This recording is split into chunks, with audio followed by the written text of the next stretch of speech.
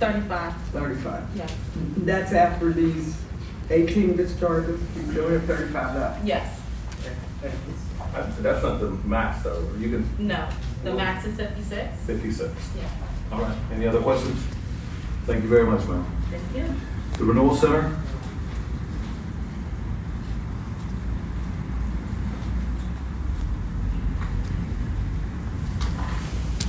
Good afternoon, Adam Zach, ZAK, County Case Manager Supervisor reporting from the Renewal Center. We currently have 82 county males in our work release program and 10 in our inpatient treatment program for a total of 92. We have 11 females in our work release program and 5 in our inpatient treatment program for a total of 16. We have a current employment rate of 88% of employable reentrants with an average salary of $16.38. Last month, we had 12 hospital visitations. We had 12 escapes. We had 8 revocations to the county jail. And we had 32 successful completions. Just a couple events of interest that took place last month. On September 5th, Jail Oversight Board Liaison Karen DePaula toured our facilities. On September 16th, we had a number of our staff and reentrants participate in the recovery walk in downtown Pittsburgh. On September 24th, we had 10 county reentrants participate in the Great Race as volunteers. And this coming month, on September 13th, Acting Warden Davey will also be touring our facility. And finally, last night, if you had the opportunity to watch it, WPXI News, there was a terrific report about the men from our Get Paid program who work in cooperation with the Downtown Pittsburgh Partnership. They go around and they clean up the alleyways and the sidewalks in downtown Pittsburgh. They clean up human waste, animal waste, they clean up needles, garbage. It's a tough job, but these men do a terrific job, and it was a terrific news story. So if you have the opportunity to go on WPXI, I highly recommend it. Thank you. Any questions? Ms. Howell. Thank you. My first question is about what you just said, that you're working with the Pittsburgh Downtown Partnership for like alley cleanups and stuff. Have there been any conversations about maybe using Renewal folks, employing them to staff the new public bathrooms overnight? Because I know that they had said that the barrier to keeping those open overnight as opposed to closing at 11 was staffing concerns. I'm not aware of talks, but I could bring that to the individual's attention who works with the Downtown Pittsburgh Partnership. Yeah, please do. I would appreciate that. The next thing was about the 12 hospital visitations. What were those for? I mean, are we talking like overdoses? Because that's going to be my next question. Were there any overdoses? We had no overdoses that I'm aware of. So the hospital visitations, once again, there were various elements, chest pains. Some guys, they go because they are out of medications, they're having a diabetic issue, they could have hurt themselves at work, so just varying issues, but no overdoses. And any deaths? Not that I'm aware of, no. Okay. And then my last question is, I was talking to some folks who are in the rehab floor of Renewal, the men's floor, and they told me that there hasn't been any 12-step meetings available to them actually since pre-COVID, that they used to actually go outside to meetings, and then meetings were coming in from some organization called Inner City. And I was wondering why there's no 12-step meetings and if there's any plan to resume those. I don't supervise the men in the inpatient treatment program, but I could certainly look into that and report back to you at the next meeting. Okay, is that accurate though, that there's no 12-step programs being brought into Renewal currently? Like I said, I don't supervise that program, so I can't answer that question right now. Okay, and do you think that maybe next month you could bring the person that does supervise that program? Because that's actually the program I was in, and I have some questions about it as well. I could certainly bring that to your attention, yes. Thank you very much. That's all I have. Thank you very much. Thank you. Electronic monitoring. Good evening, Board. Steve Esseline for the probation office. It's ESSWEIN. So for the end of the reporting period, we had 604 people on the bracelet. During this time, we had roughly 97 successfully complete and 4 were returned for violations. All 4 of those violations were new charges. Thank you. Any questions? Ms. Howell. Thank you. My first question is, how many children do you have on electronic monitoring Children, under the age of 18? none that I know of. Unless they're on pretrial, but I don't have that information with me. So pretrial EHM for juveniles does not go through.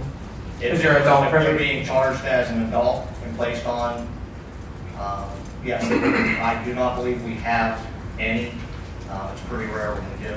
So do you have any children right now who are being charged as an adult who are on Not EHM? that I know of, no. Okay. And then how much money does it cost when you are, I know we've talked before about like ability to pay and stuff, but how much does it actually cost to be on EHM? Is it the same for everybody? It's the same for everyone, yeah. How much?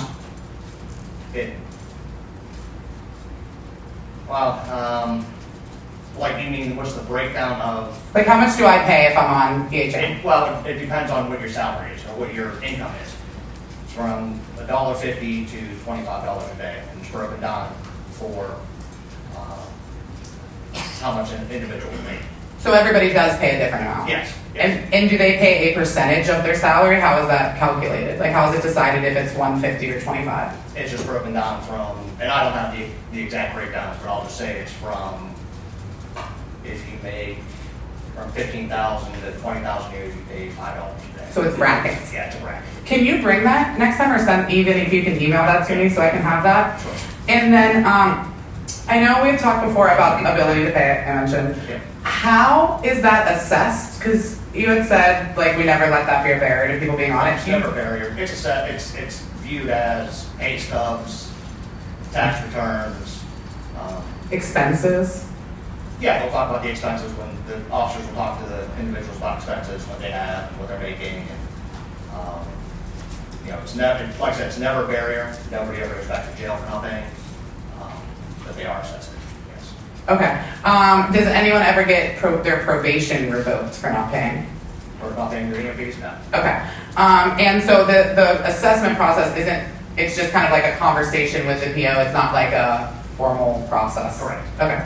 And then if you ever are, unable to pay, if you try to get EHM in the future, are you ever precluded in the future from getting it because you weren't able to pay in the past?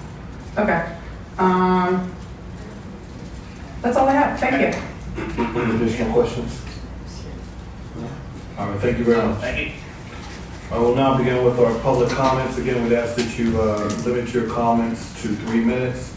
When the buzzer goes off, that will be the end of your time. First on our list, we have Marion Danick.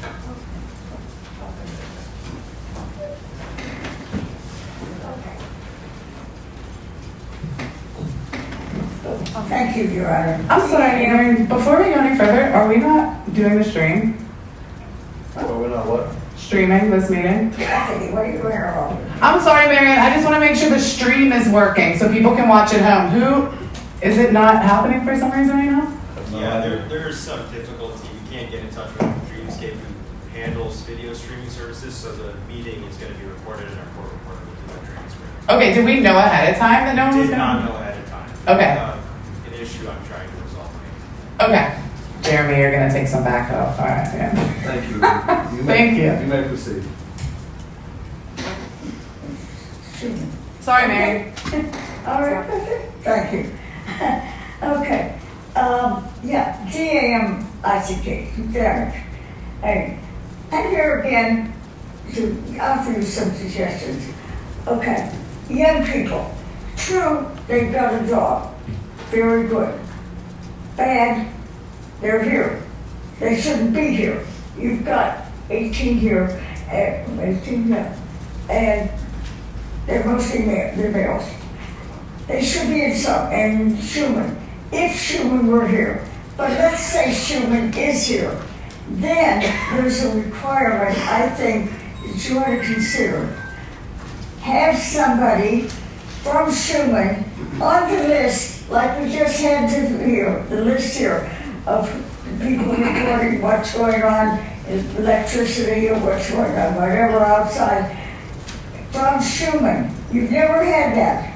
You see, it would be a great idea. The other idea is to have somebody, you can take choices, or time, whatever, to have one of the members visit Schumann every month when Schumann skip, when we ever get it back again. Just double check what's going on so that the board has some idea of what is going on with the young people and why they're ending up here. And that's a vital thing, and that's what I want to push right now. Let's think of the young people, which you know is what's going on in the community, not only our community, but other communities all around the country. It's the young. Why are they doing what they're doing? This is the place you can stop and give them some reason to change their attitude, to change their methods, to change the people. Not badly, but better. And that's your vote. I give you, that's it. Thank you. Thank you. All right, we now have Lisa Pegues.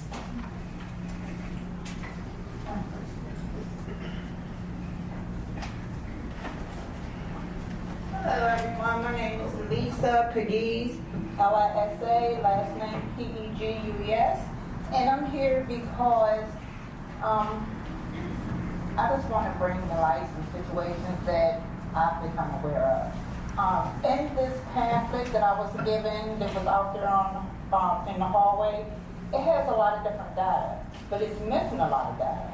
The data that is missing is they have here like how many contact visits, how many regular visits, what the percentage is of people getting visits, but they do not represent how many people are being refused visits, who can only get visits by video visits. I think that's the data that they keep track of. Why isn't it represented? Excuse me, because my son is one of the people who cannot get visits. And I haven't been given a reason why. They just told me that it was something that happened when he was incarcerated at ACJ years ago. Okay, that's that. Then it talks about, like, I was looking up some regulations, and there is a solitary confinement. Wait, let me look at it, so I'm gonna misspeak. It is the Pennsylvania Prohibited Solitary Confinement Initiative that was passed on May 18th of 2021. They have statistics on how many people, how old they are, but they don't have any statistics like people who are in jail, female, male, things like that, but they don't have how many inmates are in solitary confinement, which is supposed to be prohibited.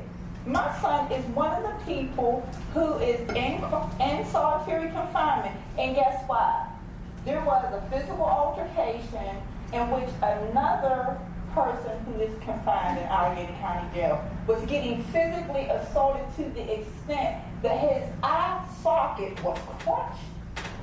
My son wasn't no weapons involved. My son has PTSD, and it's traumatic for him to stand around and see something like that happen. So I think that a normal person would get involved when they see something to that extent. I just wonder, where was the correction officers? Why didn't they get involved to stop this from happening before this person got hurt to that extent? So that's my concerns. I really would like to see my son. He's been incarcerated since the beginning of November in 2022, and I have not laid eyes on him unless I pay to do so, which is 25 cents a minute, or either seen him in court. I don't think that's right. They talk about the visits, but they don't mention how many people are refused visits. That's all I have. Thank you for your time. Thank you. Judge Halsey, can I just real quickly say, ma'am, Ms. Pegues, if you want to give me his name or give somebody else that can give it to me his name, like Tanisha's back there, she'll take it. I will go put eyes on him myself in the jail. Okay, you're welcome. Thank you. Diana Hall.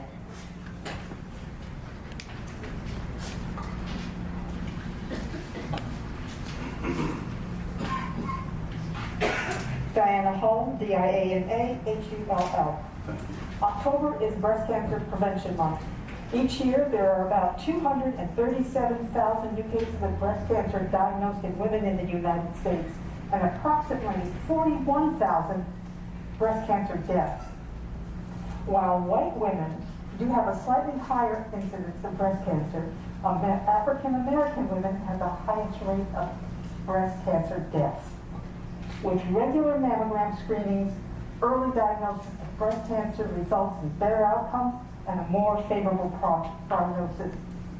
Women in jail may be underrepresented when it comes to breast cancer screening.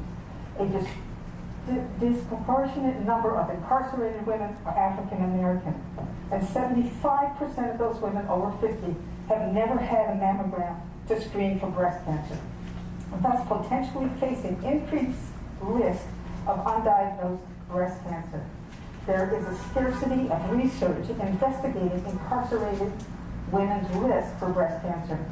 However, the disparities faced by African American women are the same faced by incarcerated women, including low socioeconomic status, poor access to continued care. Incarcerated women have other risk factors for developing breast cancer, including higher rates of poverty, more than the general population, and behaviors associated with an increase in breast cancer risk, like alcohol and tobacco use. Previous literature shows up-to-date breast cancer screening for jailed women ranged just from 41 to 58%. Incarcerated women have an increased risk for women's health problems compared with non-incarcerated women. As the rate of women's incarceration grows faster than men, it is vital to address incarcerated women's health issues. As of June 2018, the Federal Bureau of Prisons, their clinical guidance for preventative healthcare screening is as follows. Incarcerated women aged 50 to 75 years with no prior history for family history of breast cancer have a mammogram every 2 years. Incarcerated women with a first-degree relative with a history of breast cancer may benefit from screening starting at 40 years of age every 2 years. It would be appropriate to record and to present to the board the number of mammograms completed along with the number of incarcerated women. Thank you. Thank you. C.J. Swanson.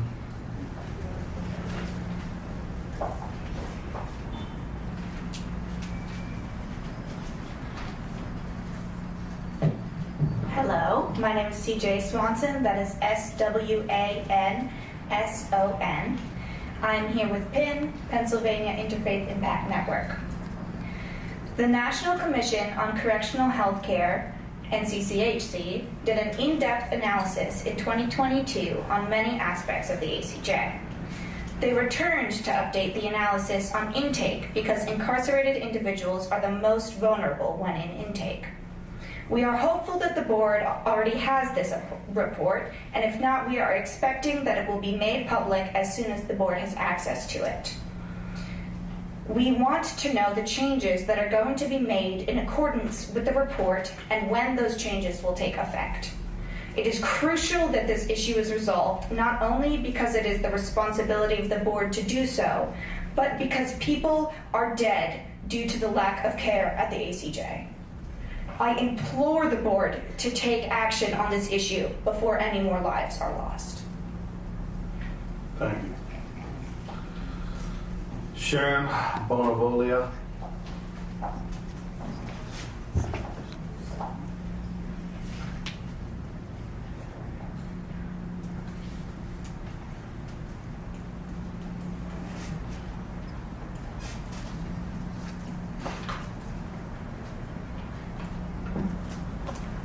Sharon Bonavolia, B-O-N-A-V-O-G-L-I-A, and I'm with PIN. Welcome, Interim Warden Dady. I am sorry that your first job in JOB meeting includes a tragic addition to the list of the dead that I have to read today. It is PIN's hope, and the hope of APA, BPEP, the Abolitionist Law Center, and other organizations, that Sam's family has been made aware of Zachary's death. immediately, and that they were already aware of his incarceration. The NCCHC report was clear that people in the jail are most vulnerable during intake and in withdrawal. Zachary was both. He's dead for lack of eyes on him. We all hope that the NCCHC report, along with the PIT study and ACA standards, are all an integral part of your orientation to this job. The people on this death list have families, some still waiting to know how their loved ones died. It is truly the very least the jail can do in the midst of their grief. And now, if you are able, please rise for the reading of the names of the dead.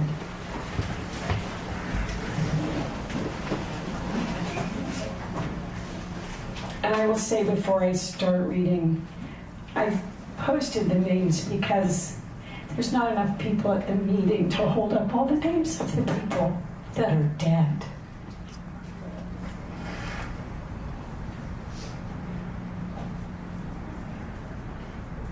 Richard Lenhart, Robert Blake, Cody Still, Daniel Pastoric, John Brady, Martin Busek, Robert Harper, Vinkley Harris, Justin Brady, Paul Allen, Roger Millspaw, Paul Spisak, Gerald Thomas, Jerry Lee Ross Jr., Victor Joseph Zelenek, Ronald Andrus, Anthony Tallada, William Spencer, James Washington, Damon Leroy Kays, Tim Menino, Douglas Bonamo, and tragically, Zachary Sam. Thank you.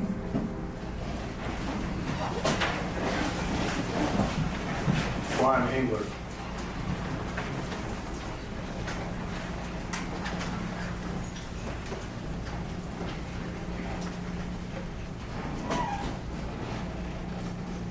Good afternoon, my name is Brian Englert, E-N-G-L-E-R-T. I'm here on behalf of the Correction Officers Union to talk about some work that I've recently done over the last couple of weeks with a member of the prison board regarding changing our uniforms. It was brought to our attention that we could change our uniforms because that's purview of this board here. Under Pennsylvania Second Class County Code governing county jails, it's Title 61, Chapter 17, 1724, and 1725, and when it was brought to our attention, I can't make the decision for the union, so I reached out to all of our members, and overwhelmingly it was supported 4-1 for multiple reasons. It's more comfortable, it's safer, it's lightweight, it's readily available, and state institutions are moving towards this. You know, I was surprised to see that Judge Halsey blocked it because of our CBA. I mean, I'm here to represent the union, and I know our CBA better than anybody in this room except for Steve. And our CBA only provides for a voucher of $700 for uniforms. And then the last part of it says managerial rights. Managerial rights would be rights to govern the jail with policies and procedures. However, the jail prison board, the county prison board under Title 61, supersedes those rights. You have the right to govern and operate, and you should look it up. If you don't have it, I'll send it to you. In fact, I'll quote it for you right now. So it does say that you're allowed to govern operations of the jail, and I'm surprised that you would weigh in on a labor issue when you have nothing to do with it.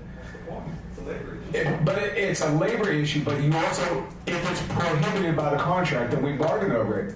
Nothing in our contract prohibits this change. And in fact, it's been done for years. It's It's been done for years. I'm going to reclaim my time like I did the last time you interrupted me, so let me have my time before you flash your light at me. Nothing in our CBA prohibits this, sir. Nothing. And I'm here to represent the union and tell you that. I checked with our labor attorney, of which you are not, and nothing prohibits this. So I'm kind of shocked how we're going to make a decision that impacts the correction officers in a positive way and then just say, yeah, never mind, the contract prohibits it, when it actually doesn't. And I'll actually read it to you, because I know you just said you have it in front of you. Under 1724, powers and duties of this board general rule. The board's administrative powers and duties shall include the operation and maintenance of the prison. Operation and maintenance of the prison. Operation is workforce, civilians, and all the unions. And I am the only legitimately recognized union in that jail. We're the only union with a CBA that represents sergeants and officers.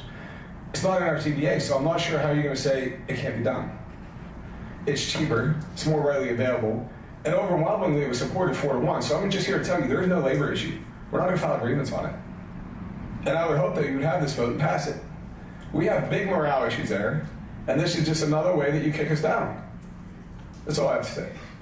Just so you're clear, Mr. Engler, I would encourage you to read section 1620 of the county code. Make sure you take a look at that as well. Thank you. Katie Beto.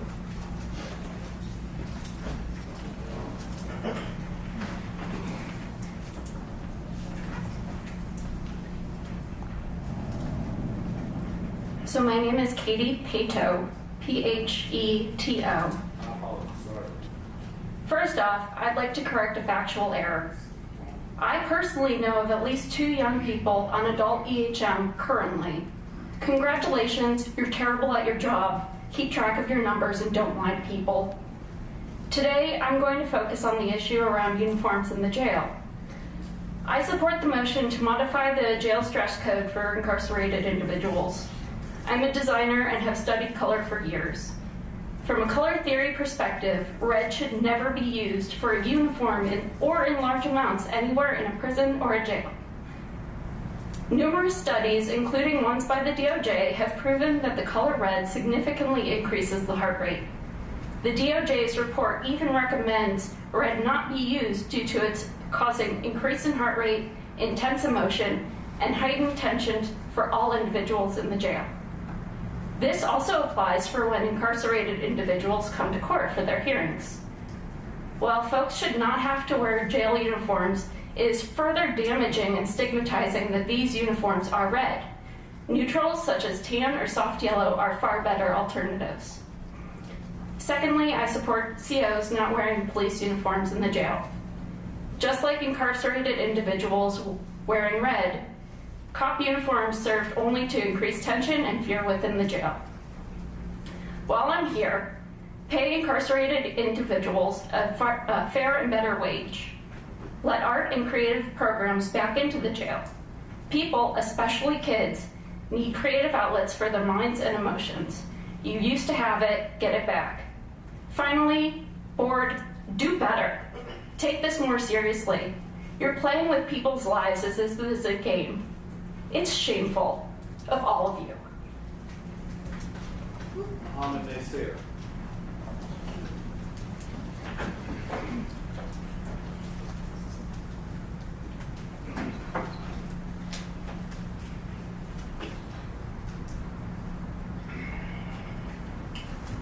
Hello, my name is Muhammad Ali Nasir.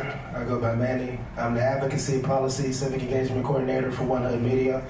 I'm one of many who table outside of the jail on a weekly basis. We greeted 29 people since the last JOB meeting, and we offer them money, cigarettes, resources, and a little bit of humanity that I'm sure you've seen by now is missing in the ACJ. I'm here to represent them and the many people who remain inside of the jail, which include my family and friends, who are among 95% of people who are not convicted.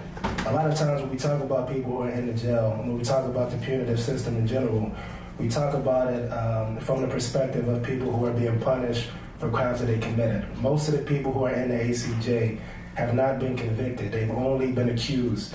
All right? So that means potentially 95% of the people don't even belong there, you know what I'm saying, which was, my case. But we accept that punitive justice system. We accept it as the norm, and too many of us believe that we're powerless to change it, and too many of us ignore transformative and restorative systems that long predate this one that we're currently living in. But I am grateful for some of the people who are in this room, some of my comrades who recognize their collective power and who advocate for change. And we've seen some of these changes. Right now, we know that we have a new warden, even if he's a temporary one. Hopefully he'll be one that's willing to rebuild what Harper destroyed. We know that we're going to have a new county executive soon. Hopefully she'll be one who actually shows up to the JLB meeting. And hopefully, I think that we'll have a new renovated spirit at the JLB itself with an attitude towards restoration and helping the people who are your responsibility while they're inside of the jail. And so, speaking of change, I'm in favor of the uniform change as well for everything that the woman said before me. But the county reds have become a mark of shame and a symbol of violence, synonymous with humiliation and degradation, furthering the punishment in a psychological way. I believe that the change from red to tan will be a small yet an important nudge towards normality that reminds all of us of the people's humanity. Last thing I'll say is taking somebody's liberty away, taking them away from their family and their community as punishment in and of itself. So life inside of the jail should be as normal as life inside of the community as possible. Thank you.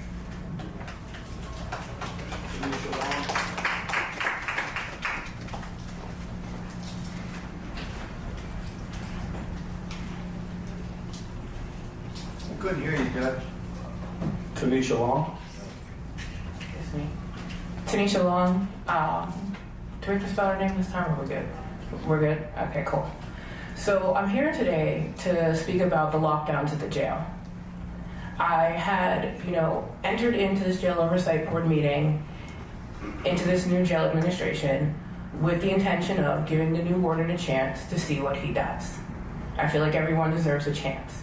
However, we had a situation wherein our attorneys were refused entry into the jail twice or on different days because of lockdowns at the jail. I understand that video visits are an option for attorneys, but that does not replace in-person physical visits with clients.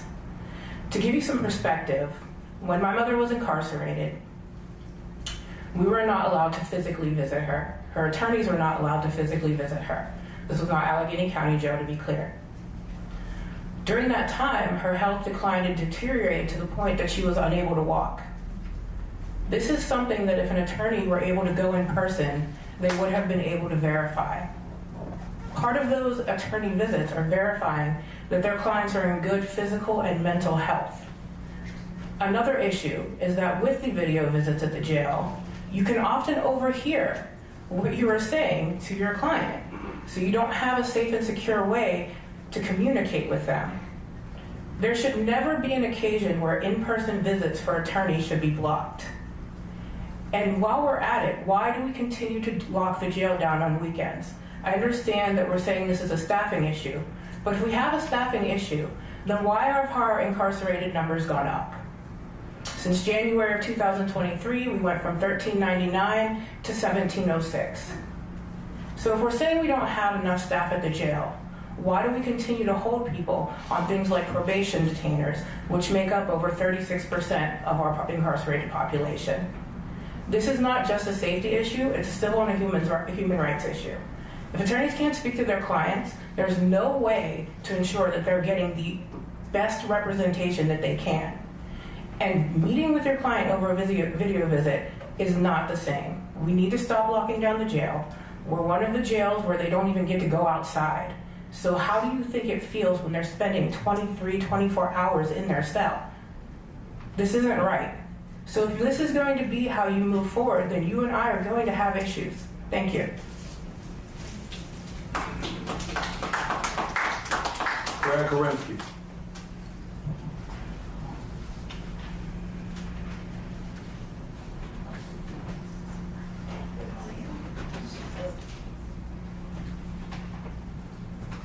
Interim Warden, welcome to Allegheny County.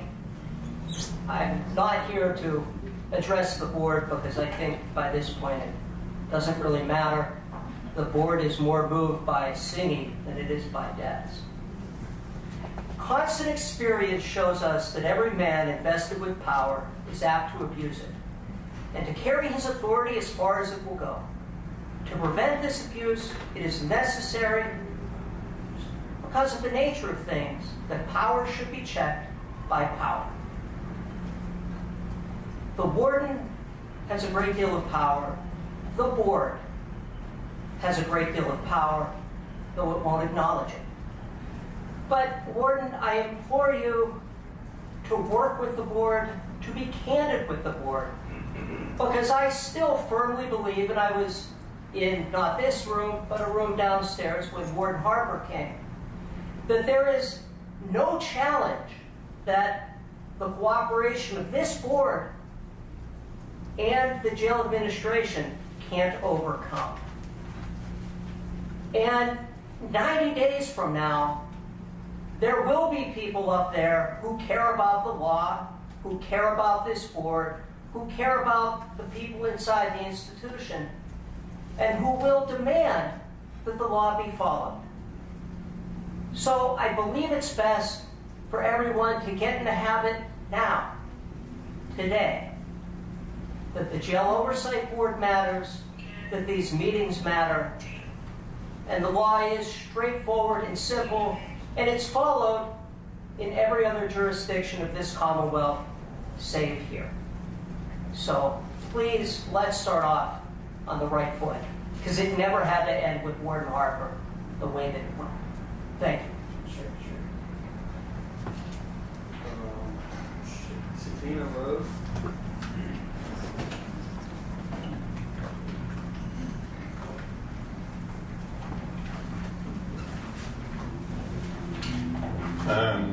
Good evening, everyone. Shakina Rose, ROSC. Welcome. It's the first time here for the board, and to offer all of you. I'm a local organizer for a national women's organization for women with HIV. The organization's name is called Positive Women's Network, USA. I'm a local organizer here in Allegheny County. We're initiating a local group, which is a part of the Positive Women's Network of Pennsylvania. We provide advocacy and policy, as well as economic opportunities for women living with HIV. So for women, I identify women as both being cis and transgender, and gender non-conforming people. So anyone that identifies in that way, coming out of incarceration, who's living with HIV, has an opportunity to reach out to myself, to the organization, to become a part of a fellowship of women, both here in Allegheny County, within the state, and within the nation.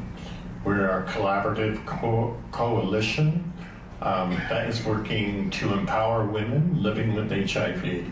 We provide training as well as opportunities. We currently have a program in Philadelphia where we are utilizing women with HIV to make money, doing phone banking and canvassing in different areas and districts of Philadelphia.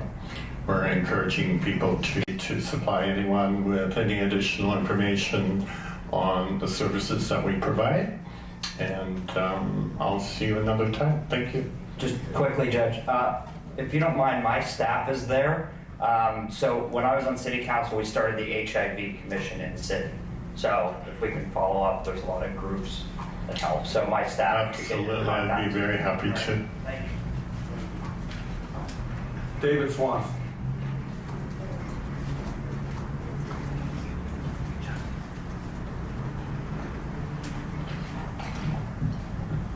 My name is Dave Swanson, S-W-A-N-S-O-N. My comments today are directed to you, Acting Warden Dady. If I were allowed to ask you questions, I would ask you this. Over the past year, we being the Pennsylvania Interfaith Impact Network, the APA Coalition, have requested to meet with your predecessor, he who shall not be named, to give him feedback regarding the conditions in the jail, regarding the situations of our neighbors, regarding the situations of people we have direct contact with, regarding the situation of folks who have been in a really devastating situation within the jail. And if I were to ask you, I would love to ask you how many times you think that we were able to meet with the previous warden. And if you were to guess 1 or 2 or 3 or 10, you would be wrong, because the answer is 0. Despite request after request after request. Your predecessor has been opaque. He's been absolutely unwilling to listen to the community, its concerns, and its knowledge about what is going on inside the jail. And so I implore you and ask that you change that pattern, that you meet with community organizations, Abolitionist Law Center, APA, BPEP. There's all these folks who deeply care about the situation of the jail that you are now having the responsibility to oversee. My brother Manny last week said he's not sure that there is such a thing as a just warden or a just jail, and he may be right, but we have to make this better. And we implore you that you become a partner in that process for whatever amount of time you are in the position that you're in. And we ask you that you listen to people who care. Thank you. Excuse me. Elizabeth Shangar.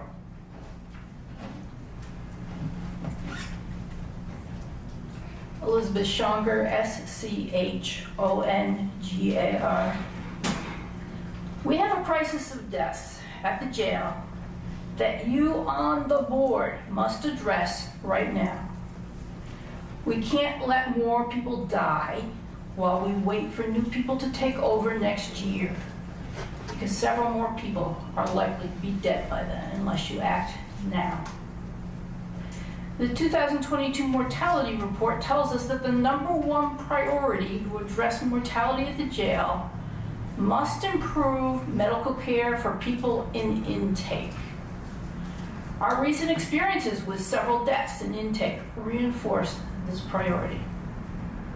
So first, I'm demanding an additional subcontract with AHN that would require senior medical staff, expert in treatment of withdrawal, be present in the jail 24 hours a day.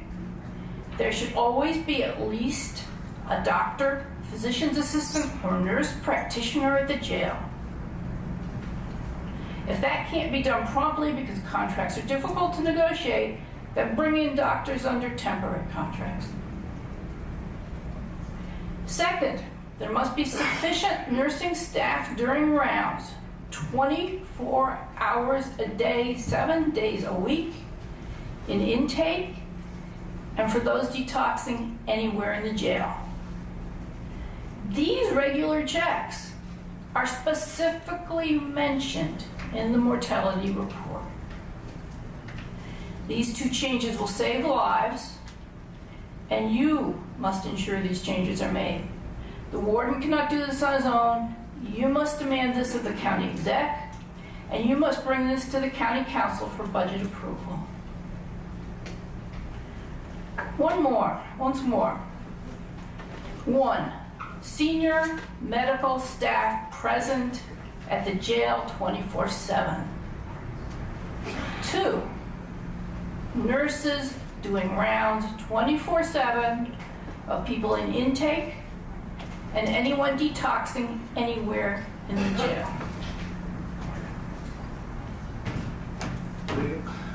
Leader Brillman.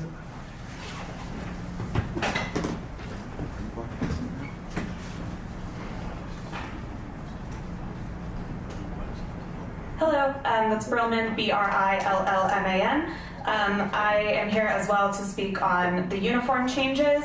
I would like to reiterate the earlier DOJ study that shows that red causes a significantly greater response in heart rate, respiration, brainwave activity, and other nervous system functions and should not be used in prison environments, as well as the previously mentioned stigma that comes with those uniforms. I also will affirm the previous statements about the CO's COPT uniforms. They have a specific job that is not police officers, and they should be dressed as such, particularly given the negative experiences and associations that incarcerated individuals have had with police officers. I would also like to take this time to advocate for some sort of requirement for reporting out of what changes this new administration is going to make. Things like, how are we going to get timely autopsies and access to those autopsies? Things like, how are we going to get this staffing issue solved, particularly medical staffing? And finally, we know that there are still banned weapons in the jail being carried by COs. I'd like to know what the new administration is going to do to remove those. Even though those weapons are classified as non-lethal, the true term should be less lethal, because they are still tools that can be lethal and can be used for intimidation or worse by those who have access to them. These weapons got into the jail through faulty means via a training program by a company that has a track record of escalation and harm in the jail. As such, the service has been banned, and the weapons that remain as a result should be removed as well. I want to know how that is going to be done and in what fashion. And finally, I'd just like to reiterate that we've heard a lot of statistics today, 95% this, 36% that, but that all of these people are 100% human, so please treat them as such in this new administration. Thank you. Hopefully everyone's had an opportunity to review the meeting minutes from the last meeting. Motion? Second. Who made the first? Oh, I thought you were making it. I'll motion then. For the second? All in favor? Any opposed? Motion carries. Have asked for warden, interim warden Dady, say a few words, introduce yourself, perhaps. Thank you, sir. Good afternoon, board, or good evening. My name is Shane T. Dady. I'm honored to have been named the acting warden at Allegheny County Jail. And I'd like to thank the Allegheny County Manager's Office and the Department of Corrections for this opportunity. I'm an Allegheny County resident. I've been in Allegheny County for quite some time. I bring more than 20 years of correctional experience to the jail, including work at the old Western Penitentiary, SCI Pittsburgh, SCI Mercer, and I've also worked in mental health out at Mayview State Hospital. I currently serve at Mercer as Deputy Superintendent. My previous work and education have revolved around mental health and programming. I have a wide range of knowledge and experience, and I look forward to bringing that to ACJ. I believe in open, honest, face-to-face communication. That means walking the halls and the pods of the jail, talking to the staff and the incarcerated individuals in there. And then, after time, being able to plan for improvements. I'd say it's more of a collaborative approach. In my short time at the jail, I've been impressed with the passionate and dedicated staff that work so hard each day to ensure everyone's safety. And I look forward to getting to know the staff members better as I acclimate to my new role. I also look forward to working with this board to share the important work that we at the facility do. The role the board plays is critical to the success of Allegheny County Jail. I am committed to transparency and suggestions that can help the jail continue to be a model correctional institution. And once again, I'd like to thank the county and the Department of Corrections for this opportunity. And I express my appreciation to the jail staff and the Jail Oversight Board as we continue this endeavor together. Thank you. Thank you very much. Thank you. Our current cadet class began on Monday, September 11th, consisting of 19 candidates, which has since reduced to 18. We have been conducting physical agility testing since the end of August and have completed 5 of 6 scheduled testing dates. The last test date is next Tuesday, October 10th. We currently have 38 active applicants who are continuing through the hiring process. We have scheduled for DOC transfers, currently 16 males, 2 females with 300 Bs, 17 males with detainers, and 10 males with open cases. The longest wait time on a 300B was received July 31st, and the shortest wait time is from September 25th. Federal inmates in the facility is currently 26, 17 of which are United States Marshal holds, and 9 are federal transfers for Allegheny County Court. Our use of force numbers for September 2023 is 39. And finally, I'd like to announce that LaShawn Davis, the Reentry Service Coordinator, has been named the ACJ Correctional Professional for the month of September, and congratulations to Ms. Davis. I'll pass it on to Deputy Warden Clark to continue the report. Good evening, Board.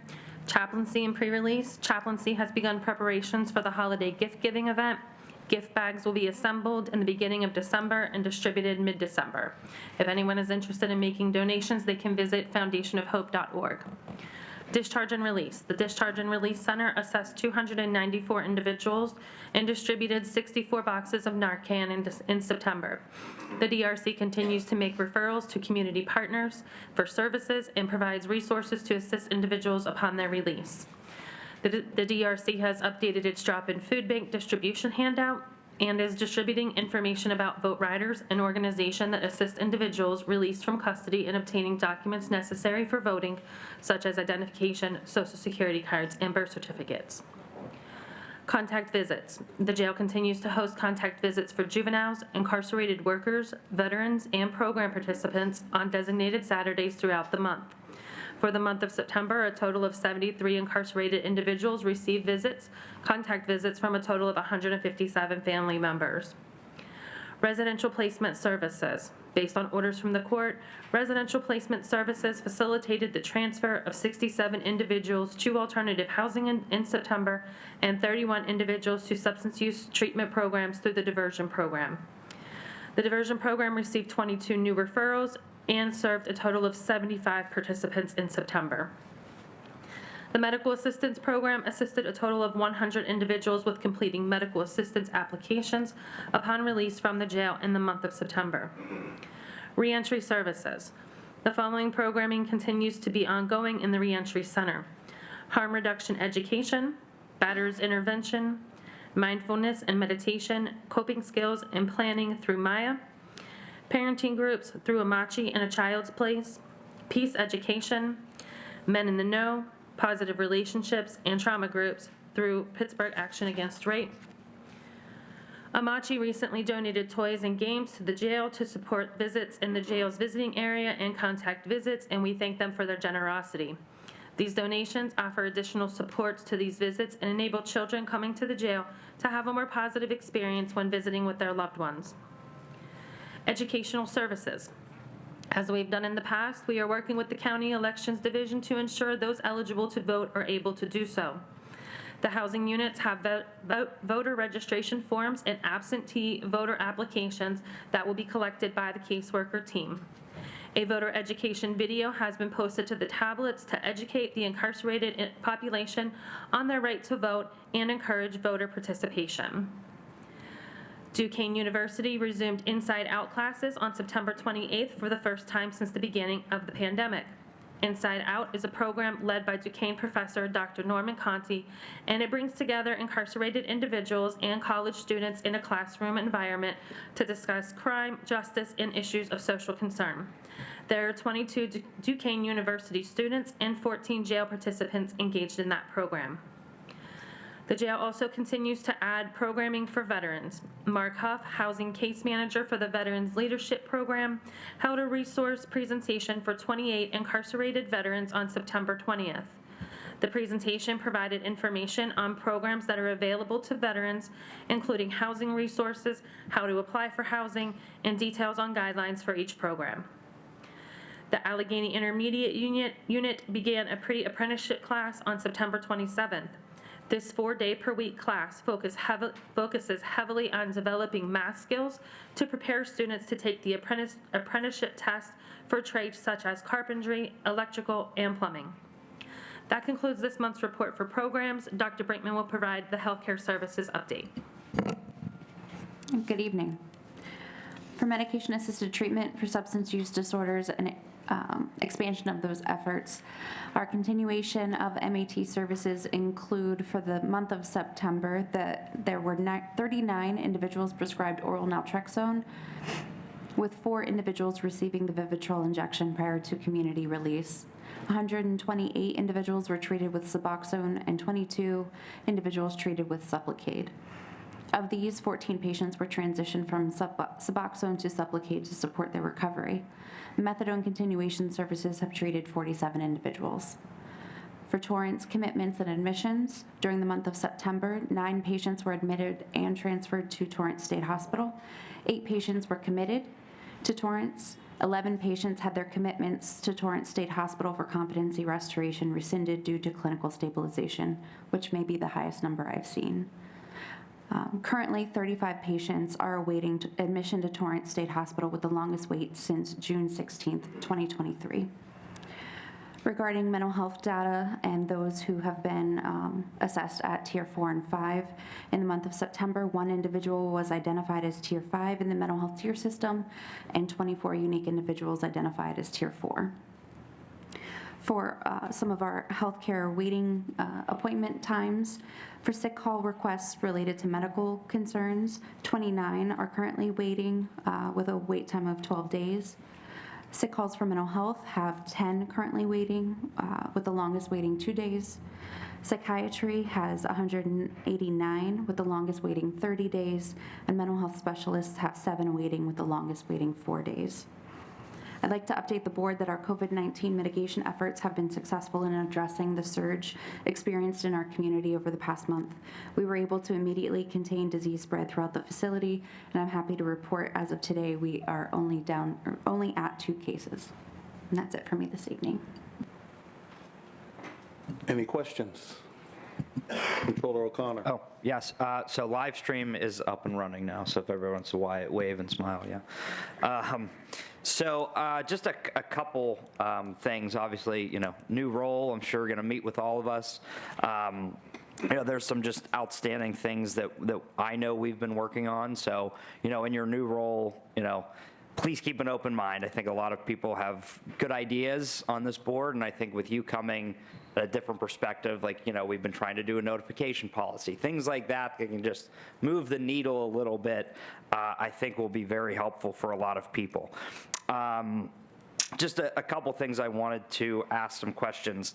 On the language access, I know our office has been working on that in intake and in discharge. I know we've had some communication. I think we might have a follow-up, but a question came up the other day that the services, obviously, when you first come in, and we have an outside agency that you can call for it. We just wanted to see where that stands, how's it going, are they 24 hours again?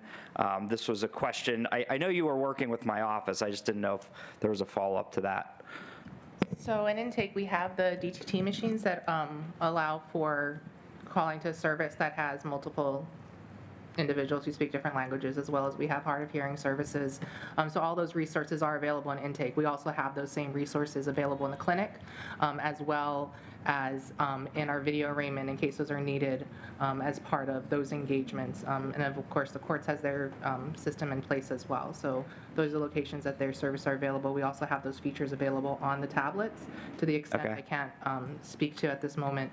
But we do also have a program on the tablets to help with those individuals that are hard of hearing. It's Purple. So when we are made aware, we make sure that those individuals have that service for them. Okay. All right. I know that we have a follow-up coming up on that as well. And the Duquesne program, just real quick, where do they meet? And how often is there like a fall? Is it just go through that program? Yeah. Sure. They meet every Thursday morning for about an hour and a half to 2 hours, and that's located in our education center. Okay. And is there is it each semester they get new kids? Correct. Okay. And is there like a follow-up? Is there like a project? Is there something I'm an old educator, so it's kind of like, what is the goal? Obviously, the conversation is great to have, but is there an end goal from the Duquesne students? Do they write a report? Is there any follow-up?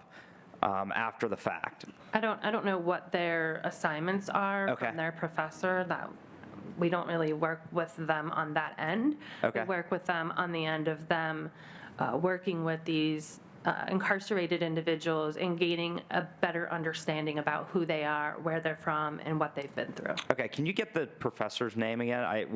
Dr. Norman Conti, C-O-N-T-I. Okay.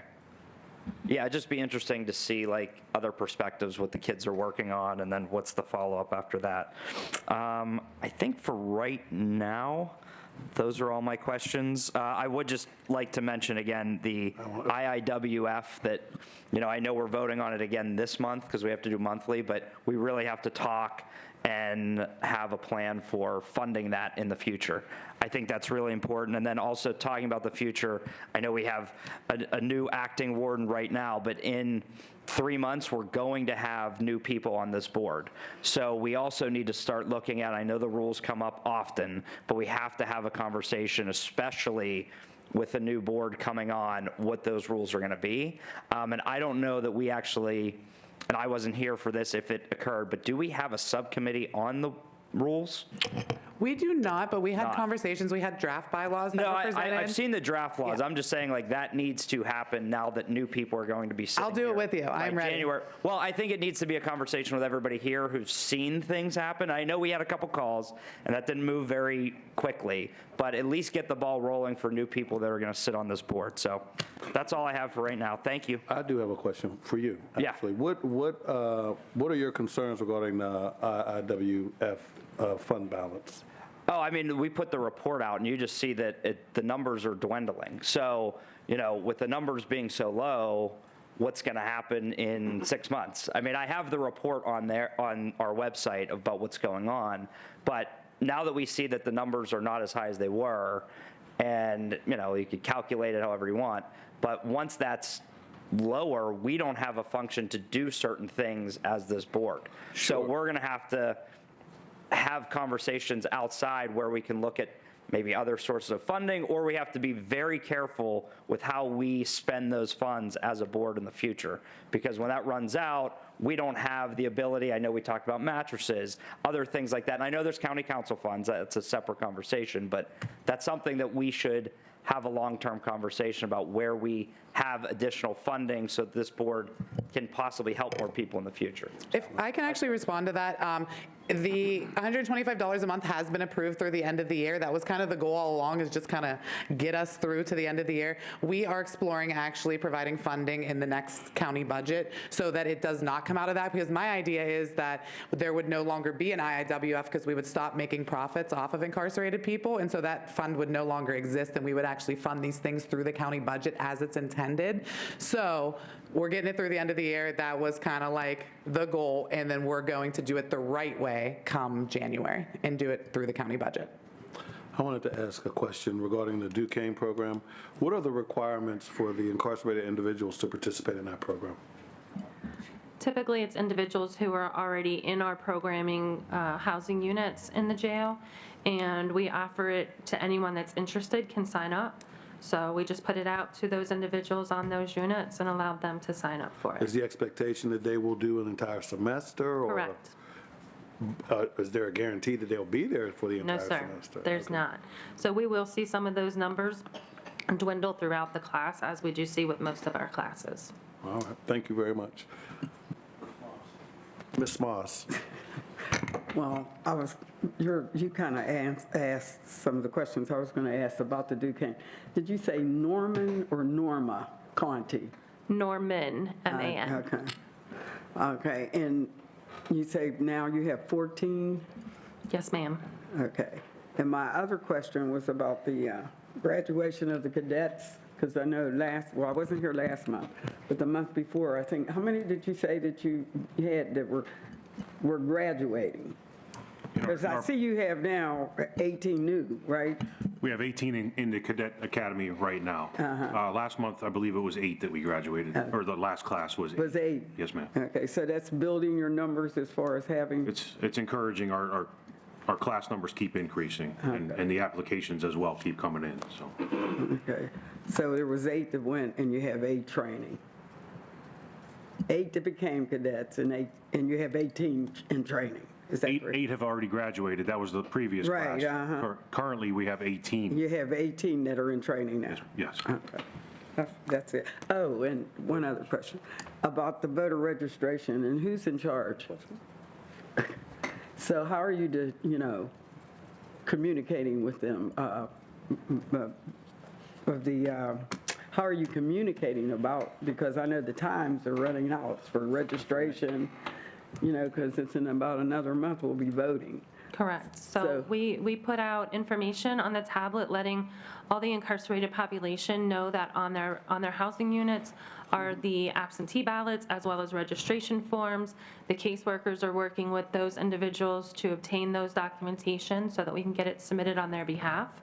We will also be sending additional updates over the next month to the population, just reminding them that they can Yeah, because that's very important, because some time ago, I started having the voter registration going on, and I noticed that because that's not really a high priority if you're incarcerated. You're not thinking about voting. And a lot of them don't understand that they can vote. Because they haven't been, so I just want to make sure that everybody gets the information and they know their rights, that they can vote and they can register. Yes, in addition to the posting that we gave them regarding the absentee ballots and the registration forms, there is a video that from last year, and we reposted other videos letting them know that, what the requirements are for people to vote in a very basic education way, letting, them know that they have the right to vote. Thank you. Thank you. Terry Klein? Thank you. I'd like to thank the jail administration for inviting Dr. Patterson's family in to see the plaque that was recognizing his service to the ACJ. So I'm very appreciative of your efforts to hang the plaque and include in what I heard was a meaningful experience for the family. So thank you. My one question is, can you please explain why people at the ACJ would be refused contact visits? Contact visits are the visits where family members come into our contact visit room and can sit across the table. Those contact visits are held for individuals who are engaged in programming in the jail, our juvenile population, and our worker population. Contact visits are used as an incentive to hopefully increase the populations in those units and a reward for their participation in programs or in the working units of the jail. If I can that could be a discussion, I think, that would be worth having, whether holding contact visits as an incentive is the right thing. I thought I saw that there were 0 contact visits with juveniles. Did I see that right? No, that's not correct. Okay, that's, all right, I apologize then. We had 11 juveniles get visits last month from 37 family members. I thought I was. Okay, all right, well, good, thanks. But the Amachi program is contact visits, right? No, Amachi is doing the programming with the individuals in the jail, and they work with their families in the community. Yeah, but at one time, we were allowed to come in and have contact. That's no longer. That's not currently part of the programming that they're doing in the jail. Okay, so maybe we need to talk about that now. I know when COVID started, it's changed a lot of things, but we used to be able to come in and they could have dialogue with the children and all in a different kind of environment. Correct. And individuals that participate in Amachi programming, like other programming, can be eligible for contact visits. Okay. But Amachi is not currently facilitating contact visits. But they want to. We do want to. Okay. Any additional questions from over here? In the materials we have, in the materials we have under juvenile contact visits, it says 0. So I guess that was a mistake. Yes, ma'am, that was a mistake. Okay. Ms. Hallam? Thank you, Judge Halsey. Okay, I do have a few questions. First of all, it was something from a public comment. Do we do mammograms? How many have we? Oh, there you go. I got you, Gail. Do we do mammograms, and how often would you say, how many people have access to them? It would be based on risk factor and a part of their PCP care, so I don't have numbers. But isn't it true that like above a certain age, we're all just supposed to get them? That's a part of, yes. So what I'm asking is, what is that age? Does anybody know? 40? So does every person who is 40 and up get access to a mammogram if they want one? It's discussed with them during their PCP appointments. And offered to them as well? Yes. Okay. And do you have a number about like how many we do? I'm sorry, I don't. I would like to know that just because I think someone else really wants to know that. The next thing is the NCCHC report. What is the status of that? The one we've been waiting for. That was a report that was requested on behalf of the county manager's office to NCCHC, so I'd have to defer to the county manager's office as to the status of that report. We requested it also, so can you defer to us? But it's about the jail. Correct, and they contracted with them, just like when NCCHC was contacted by the county manager's office for the mortality death review.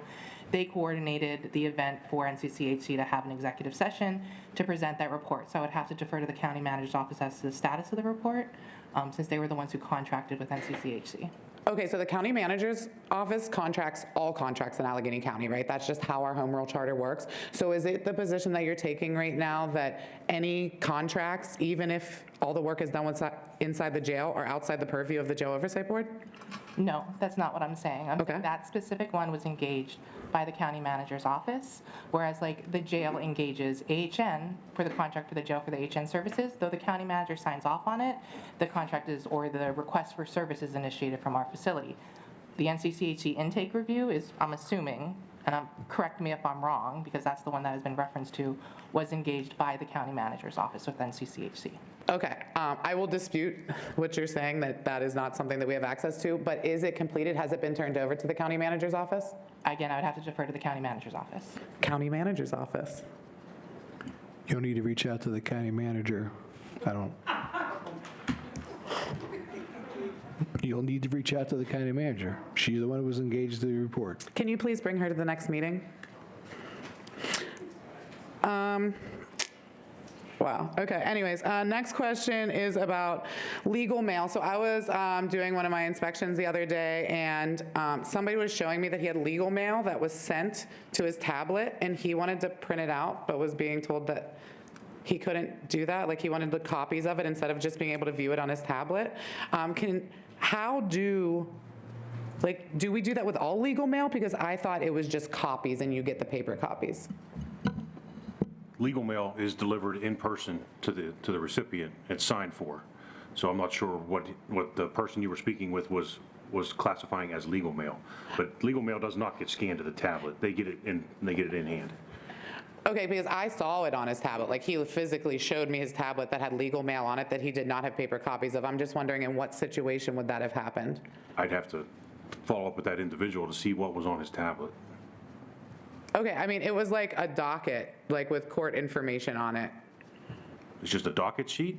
No, it was a whole packet. There was a docket sheet. There was like a list of facts in his case. I mean, it was like his case information was on his tablet.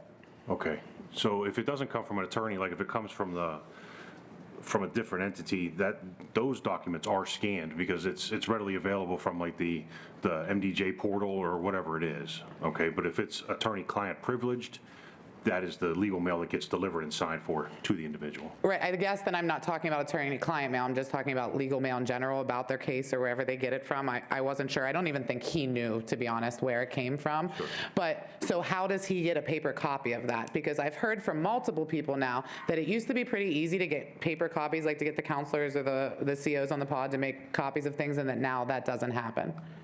We haven't made copies as long as I've been there.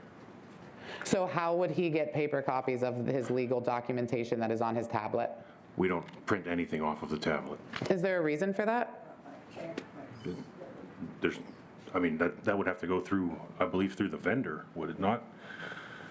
To print from the tablet? To get documents off of a tablet? Yeah, we'd have to look into it. I'll reach out to the vendor if that is the best way to go about it. It was the first I had ever heard of that, so I wanted to bring it up. If I may, more likely than not, the documents that he showed you on his tablet were documents from the UJS portal.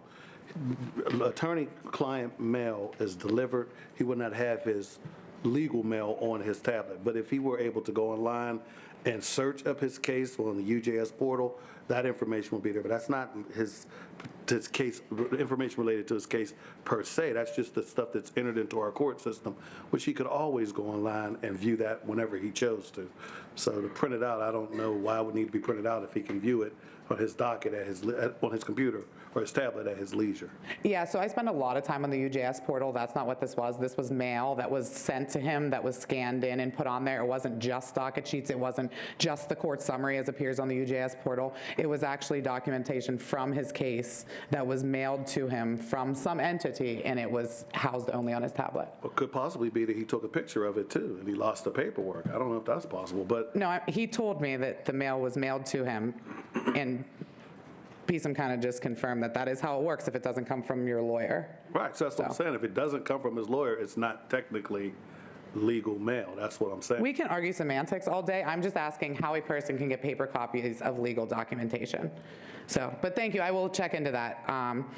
Thank you very much. My next question is about the law library. So I know that folks have access to the law library on their tablet for those who have tablets, but what about like legal forms that are on there that they need to adequately prepare their defense? How can they get somebody to make them copies of those legal forms from the law library? The caseworkers have provided forms that they need. If they need to file anything legally, they can obtain it from their caseworker. Okay, and have you ever gotten any reports, grievances filed about caseworkers refusing to print out legal forms? It would depend on what it's for. Like Chief said, we don't make copies of everything, but if they need to file something, then we provide that to them. Okay, and I'm asking, have you ever gotten somebody report that that hasn't happened? Not for legal forms, no. Okay. I have somebody that I'm going to have reach out to because he has been trying to get legal forms printed out and his caseworker is not doing that. So I will do that. Okay. Next, I want to talk a little bit about, first of all, interim warden, Dady, I'm so excited that you're here. I mean, the relationship can only go up, right? So I do have a couple questions that are specifically about, like, just want you to know some things that we've been dealing with. I don't know if everybody like tunes into Jail Oversight Board meetings like I do, but you know, just to kind of follow up on, we have been, the NCCHC came in the past and basically gave some recommendations about dealing with deaths in custody, notification of family, and they put some recommendations about how the jail was not in compliance with their NCCHC standards. They did this in what they call their mortality report about the ACJ. They said, first of all, that the ACJ fails to conduct adequate mortality reviews to assess whether compliance indicators were being met or inconsistent in how they are being delivered, documented, or communicated. So I know you just got here, but in the past, we had, I don't want to call them conversations with Warden Harper because they were never that, but maybe questions towards Warden Harper about doing them, and it kind of came out that we just don't do mortality reviews. That's actually what the NCCHC reported as well. So I wanted to ask if that is on your radar and if it's something that maybe you'll look into, mortality reviews and the psychological autopsies that are actually required when there's a death by suicide, but are recommended as per NCCHC standards for any death. Is that something that you know about? Have you conducted mortality reviews in any of your previous positions, psychological autopsies, anything like that? Yes, it's on my radar, and that and other things. I mean, as I am there at the county jail, seeing the differences between how we operate at the state and the county level, there are definitely similarities, but the differences we will be looking at and coming up with plans to remedy those. Okay. I really look forward to that. I would hope that you would go backwards and actually do deaths that have happened prior to you getting here, especially, you know, the 21 deaths that we've had in the past 3.5 years, because they were not completed. And I think it would maybe help you get the, accreditation, pat on the back, whatever the NCCHC gives. They would be really pumped if those were done. So I just wanted to kind of put that on your list. Another thing, I want to know about the solitary confinement report. So I'm sure somebody has told you about Chapter 205. We passed overwhelmingly by a ballot referendum here in Allegheny County to ban solitary confinement in the ACJ. And, in collaboration with people who have been in corrections, there were 3 exceptions that were listed to the solitary confinement ban, basically like times where you can actually use solitary confinement. It's actually on the tablets now, I think, too, so you can maybe even see it on there, but I do have a copy and it's pretty easy to access online. And the most important part, I would argue, of the entire ban is the reporting mechanism, so that we as the Jail Oversight Board, members of the public, can kind of hold accountable that the law is being followed. And it says that the reports are due on the 5th day of the following calendar month, and today is October 5th, and as of about 4 minutes ago when I started talking, the report was still not up on the website, and I was wondering if anybody could speak to why that's not up in clear violation of this law. I'm sure it's coming out, Ms. Allen. We today? We don't send the report, so I'm sure it'll be coming out. It'll be out today, yeah. Just after the meeting's over, even though business day's over? We're sitting here. We can't send the report. We don't send the report. Who does send the report? Do you know who it goes? I think from county stats actually compiles that report and sends it out, but. It's not actually a report that you guys compile? We do. It's, as has been reported to the Jail Oversight Board, we actually had DHS and county stats present to explain how that report is generated and how we get it. So it is in collaboration with the jail, and county stats assists us with that information. Once it is completed, it is uploaded to that exact process. It has to be posted to our website, and the website gets updated. To the specifics of that, I would have to consult with that department as to when things actually post, when the websites are updated. But you do agree that the law says it must be posted by the 5th day of the month? And today is still the 5th, so yes, correct. I do agree with that. Okay, so you're saying call you at 12:01? Call me at 12:01. Okay, gotcha. I will definitely do that. I'm looking forward to that one. I do have a couple questions specifically about the solitary confinement report. I know I don't have this month's to reference, but it is the same report that is required every single month. And I know we actually had a public commenter that brought up the issue of the facility-wide lockdowns. I personally talked to lawyers who were turned away. I believe it was Saturday, Sunday, Monday. I mean, we had kind of unfortunately even gotten acclimated to the fact that the jail is locked down, it seems, facility-wide every single weekend, which is an issue in itself. But this was like a weekday. This was just this past Monday. And so I'm wondering if we could talk about what happened this weekend specifically. The only day I'm aware of was Friday the 29th during a 3 to 11 shift. So if it happened on other occasions, I'm not aware of it. The staffing levels on that day were depleted to the point because of mandated overtime refusals, call-offs, and then we had additional emergency medical transports going on after the 3 to 11 shift started, that when we were doing dinner reliefs on that shift, we didn't have officers in the hallway because they were relieving pod officers, so everybody could get their relief, okay? So to send an attorney up, we had nobody to monitor that to make sure that everybody was safe, okay? So that's why we didn't allow anybody in, but. Even attorneys? If I can't guarantee their safety, we're not gonna let them go upstairs. So what do you think is the reason for not having enough staffing to be able to not have to lock down for no reason? Why, as I started answering that, I detailed, it was because of the amount of overtime refusals that we had, call-offs, medical runs that we already had out, additional medical runs. That part. So we went down. But I mean, isn't a jail's job to kind of prepare for those situations? Those are situations that are gonna happen at a jail. And when it does, then that's why we have to lock down. That's the only remedy? Has there ever been another remedy that's been attempted? Because I know even in the solitary confinement ban, it doesn't actually say anything about staffing reasons are an exception to the solitary confinement ban? Ms. Hallam, if I don't have the bodies in the jail, I don't know what else you want us to do. We're doing everything we Not break can the law. to get officers in there. You know, we're hiring officers, sergeants, captains. I mean, we have a major's position open right now. You know, healthcare's doing a hiring push. We're trying to get the people in there, but until we do, we have to ensure the safety of everybody in that facility. Okay, so then when you do that, it says that the facility warden shall document specific reasons why any lockdown is necessary and why less restrictive interventions are insufficient. Every effort must be made to ensure that every person has the opportunity to leave their cell for hygiene and exercise. Is that something that happens during this lockdown? Are they getting Anytime we do a lockdown, whether it's just a pod or it's the entire facility, a lockdown report is generated, okay, and that's sent to the jail administration. It's authorized by a major deputy warden or the interim warden himself. So, and then the reasons for the lockdown is detailed on that form. Okay, and why is that form not included with the monthly solitary confinement report? I don't know. What's that?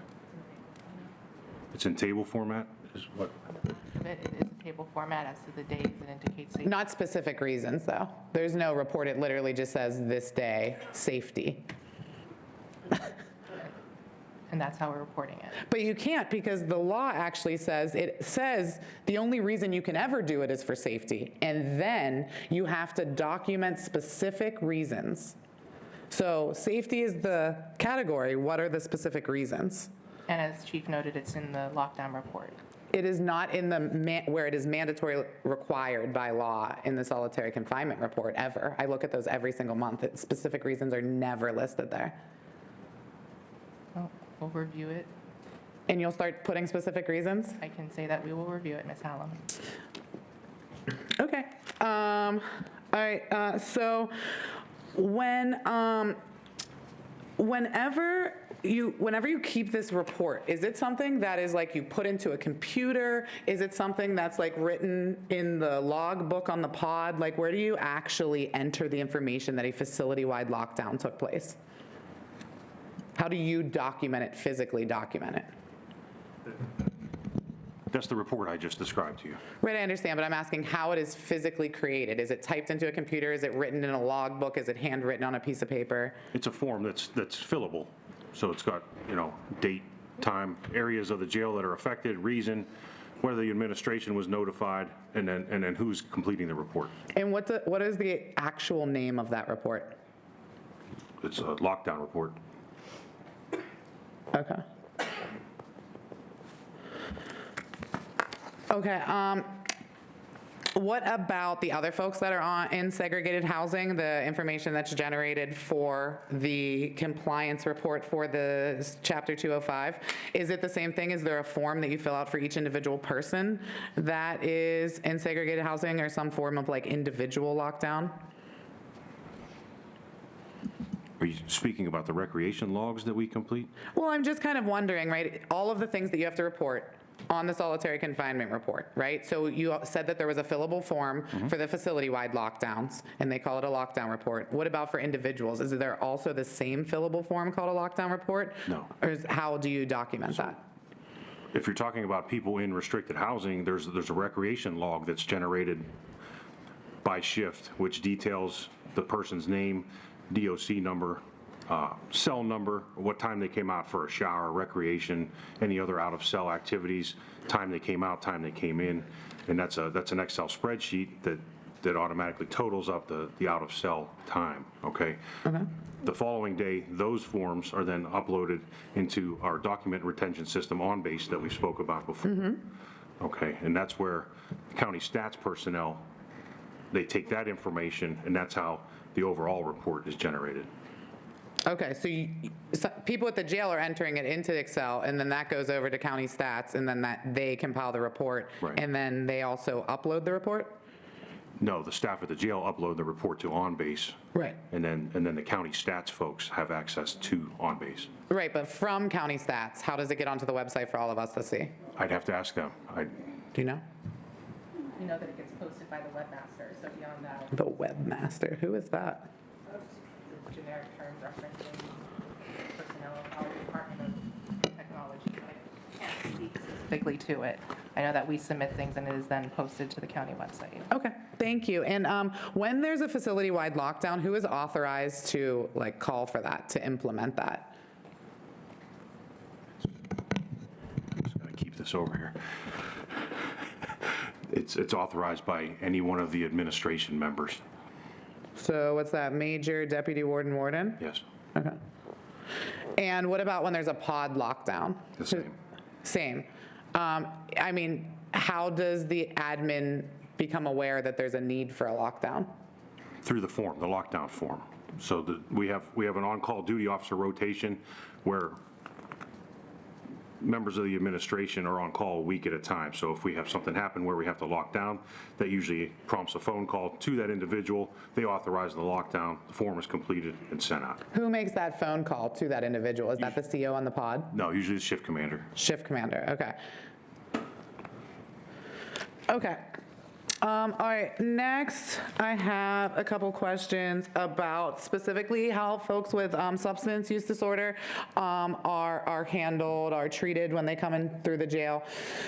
So I have substance use disorder, I walk into, well, I don't walk into there usually, but when somebody brings me in through the Sally Port, I come into the jail. Dr. Brinkman, maybe you are the best person to ask about this.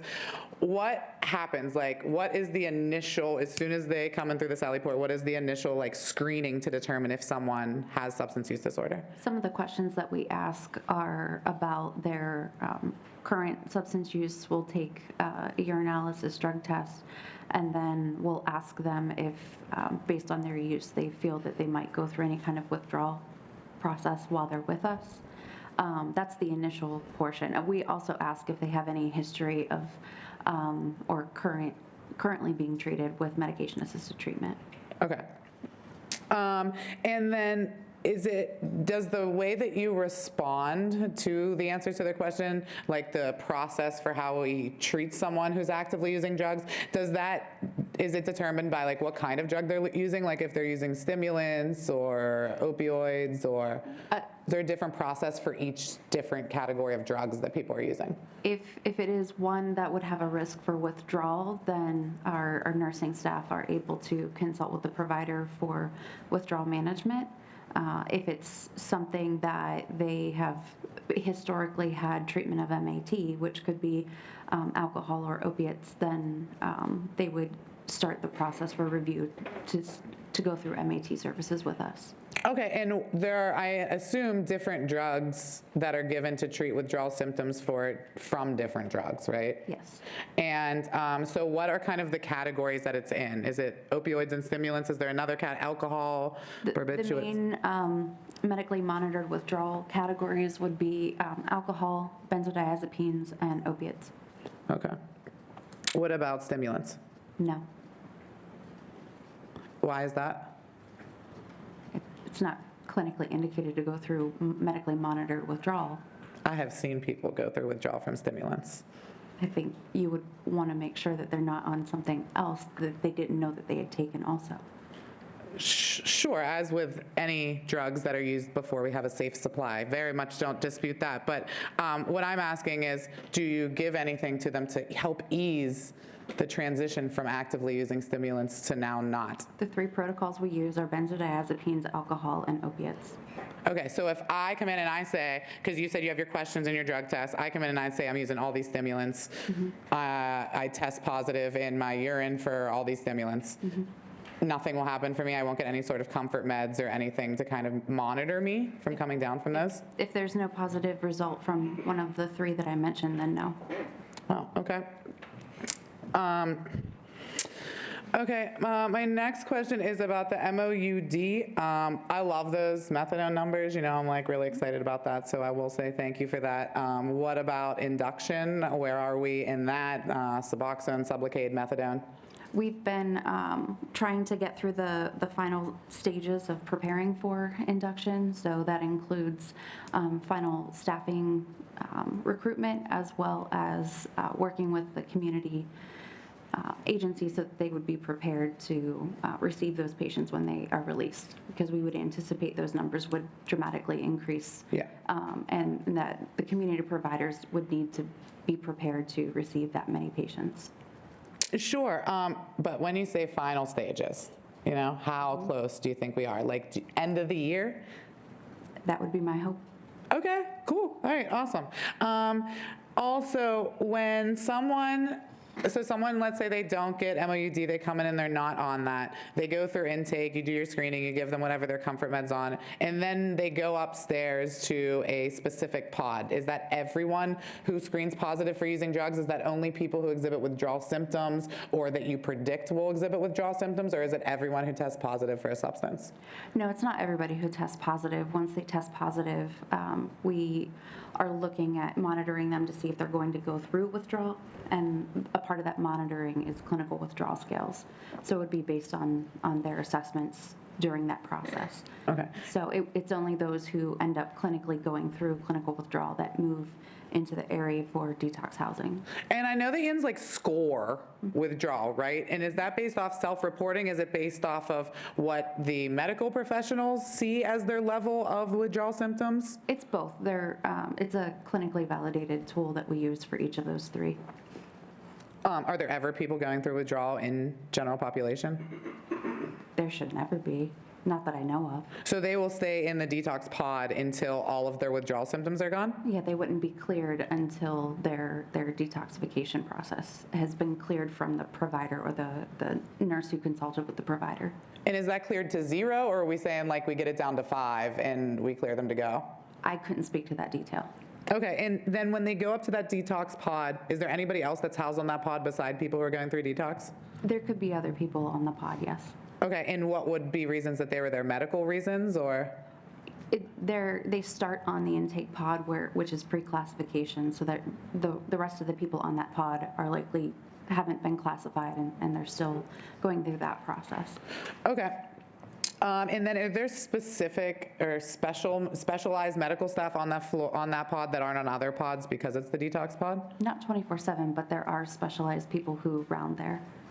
Okay, they round there, but they're not actually stationed on that pod even during 7 to 3, 3 to 11 shifts? Correct, they're not stationed there, they're going throughout because we have patients throughout the building.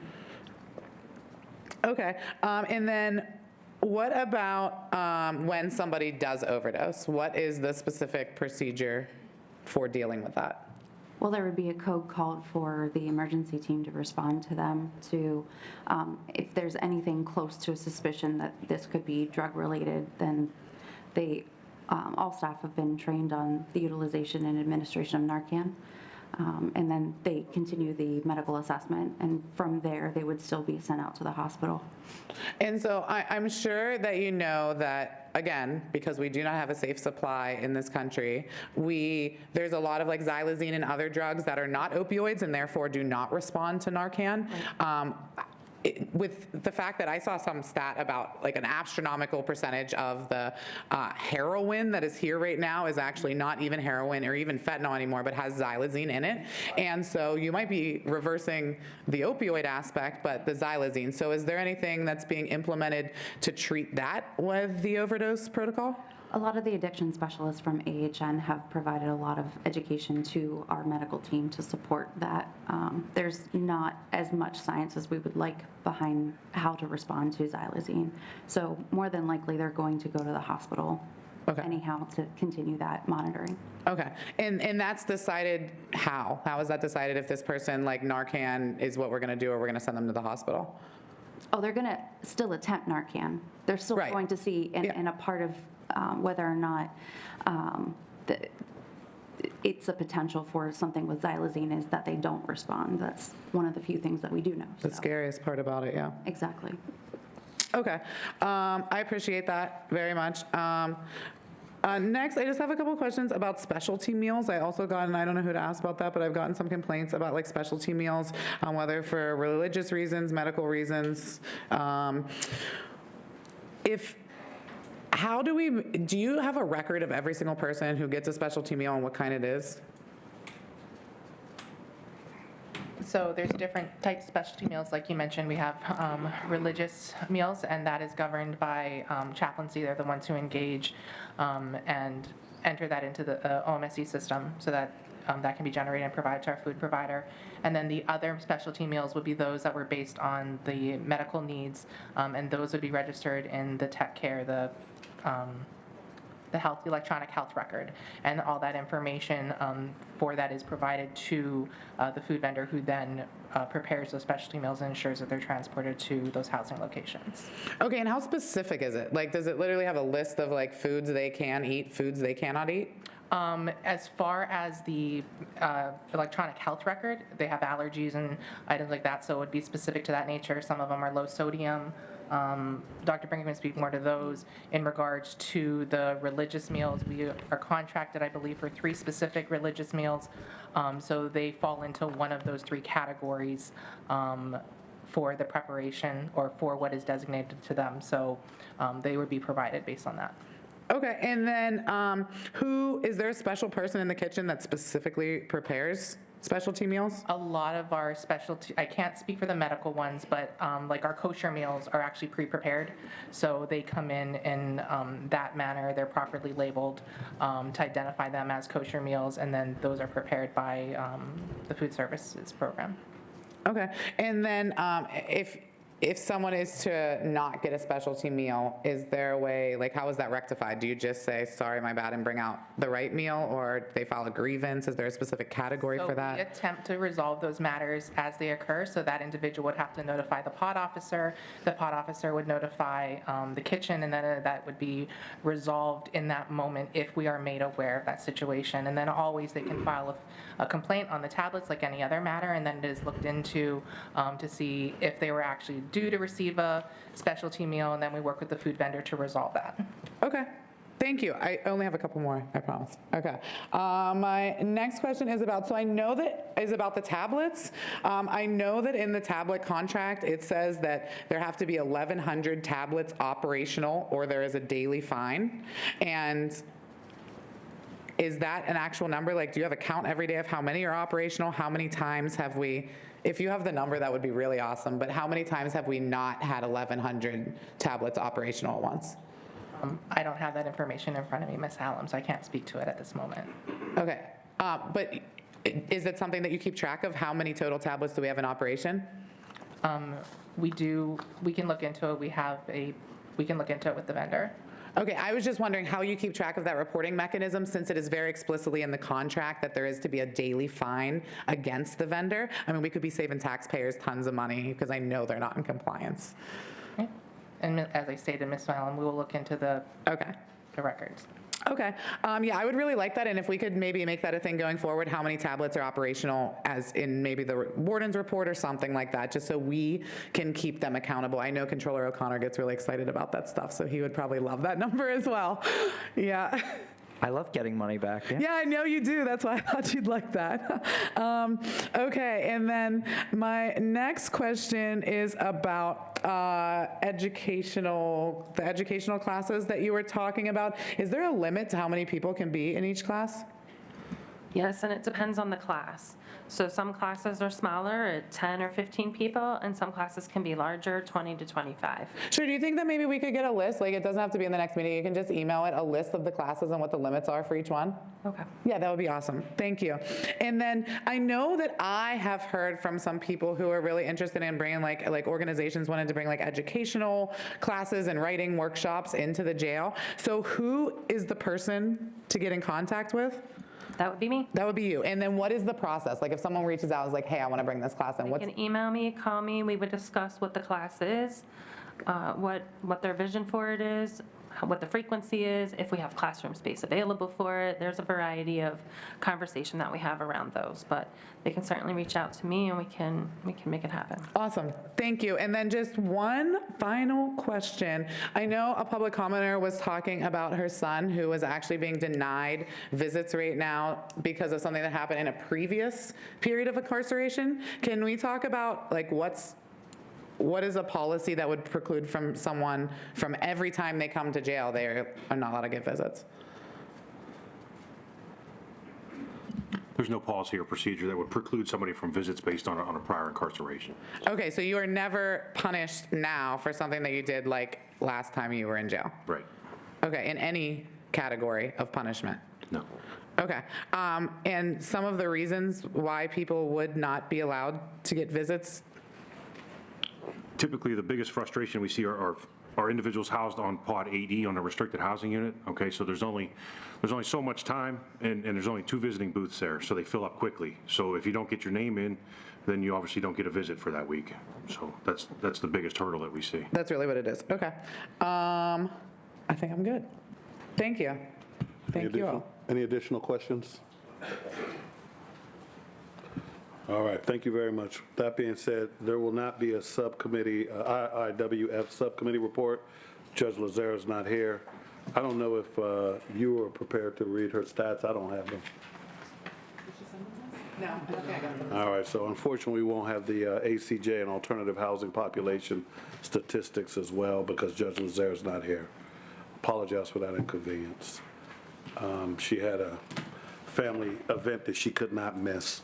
With that being said, Ms. Hallam, you have a motion regarding the incarcerated individuals dress code? Yeah, I do. Thank you, Judge Halsey. So I would like to make a motion to establish the following modification to the Allegheny County Jail incarcerated individual dress code to be effective as soon as possible before February 1st, 2024. All incarcerated adults shall be dressed in tan uniforms. All incarcerated juveniles shall be dressed in yellow uniforms, and all other incarcerated individuals who wear a uniform color different than the general population of the jail, such as incarcerated workers and those on DHU status, shall maintain their existing dress code. So I'd like to make a motion to approve and ask for a second. Second discussion. Okay. Discussion? Yes. Did we get, so I know we looked at invoice. Do we have numbers? Just, I mean, I know we want to do this, I'm fine with it, I got no problem, but like, what is the number to make the switch? So we've only looked back at like an invoice of what that would be. Is it, and also how do you order? I just have these technical, like, is it in bulk? Obviously you would be if you have to do this all at once, but what's our typical ordering process? So please correct me if I'm not answering your question. So every year, we spend about $50,000 to replenish our inventory as far as for items that are damaged, to make sure we have the appropriate amount on site. In order to replace our entire inventory, that's not this, including the entire population and what they have in their possession, and then what we have in the laundry room and intake, and then our bulk inventory would range, depending on the sizes we purchase, anywhere from about $300,000 to $1 million, based on, again, the size of what we would need and the replacement of those. And that money is already well, No, shouldn't say because it's we already only- calculated. Your annual budget, well, we'll know what your budget is next week during the presentation. But so you're saying, proposed budget, sorry. So you're saying it's roughly, let's say low is 300, and it would still come from a same vendor in theory? Not, no, because we would have to engage our vendors. Do they have that amount in stock to be able to that? Do they have that color in stock? So when we put out, and I would have to go back because I'm not well versed in the RFP that was put out or the bid that was put out for the uniforms originally, is that covered in there for that quantity amount, or the expectation that that vendor would supply? So that would be my first question. Could the vendor support this in the time frame specified? Okay. Sorry, go ahead. I do have a question. How you're saying that would be between $300,000 and $1 million? Yes. To replace the entire uniforms for the incarcerated individuals? Yes, what we have in inventory currently and what we have out in the population. Has anyone had a conversation with anyone in the jail regarding best practices and the reason why RED was ever chosen in the first place? No, not to my knowledge. I would have to defer to acting warden or Chief Beeson on that matter if they were reached out to. Are there any issues with best practices? I mean, is there I know that Brian Englert is interested in changing the officers' uniforms to tan. Does that create a problem if the incarcerated individuals are wearing tan uniforms as well? I would imagine it would present a security problem if you have both staff and inmates in tan. The proposed motion does not put corrections officers' uniform in tan. I don't know why I said that. It's navy blue. All right. Yeah, so on purpose, so that there would be no confusion. I thought there was discussion in there about tan shirts. No, ID and records, I don't, yeah, the tan pants. Yeah, well, they're still tan. What were you saying, Interim Warden? No, I wouldn't have any other comment on it. I don't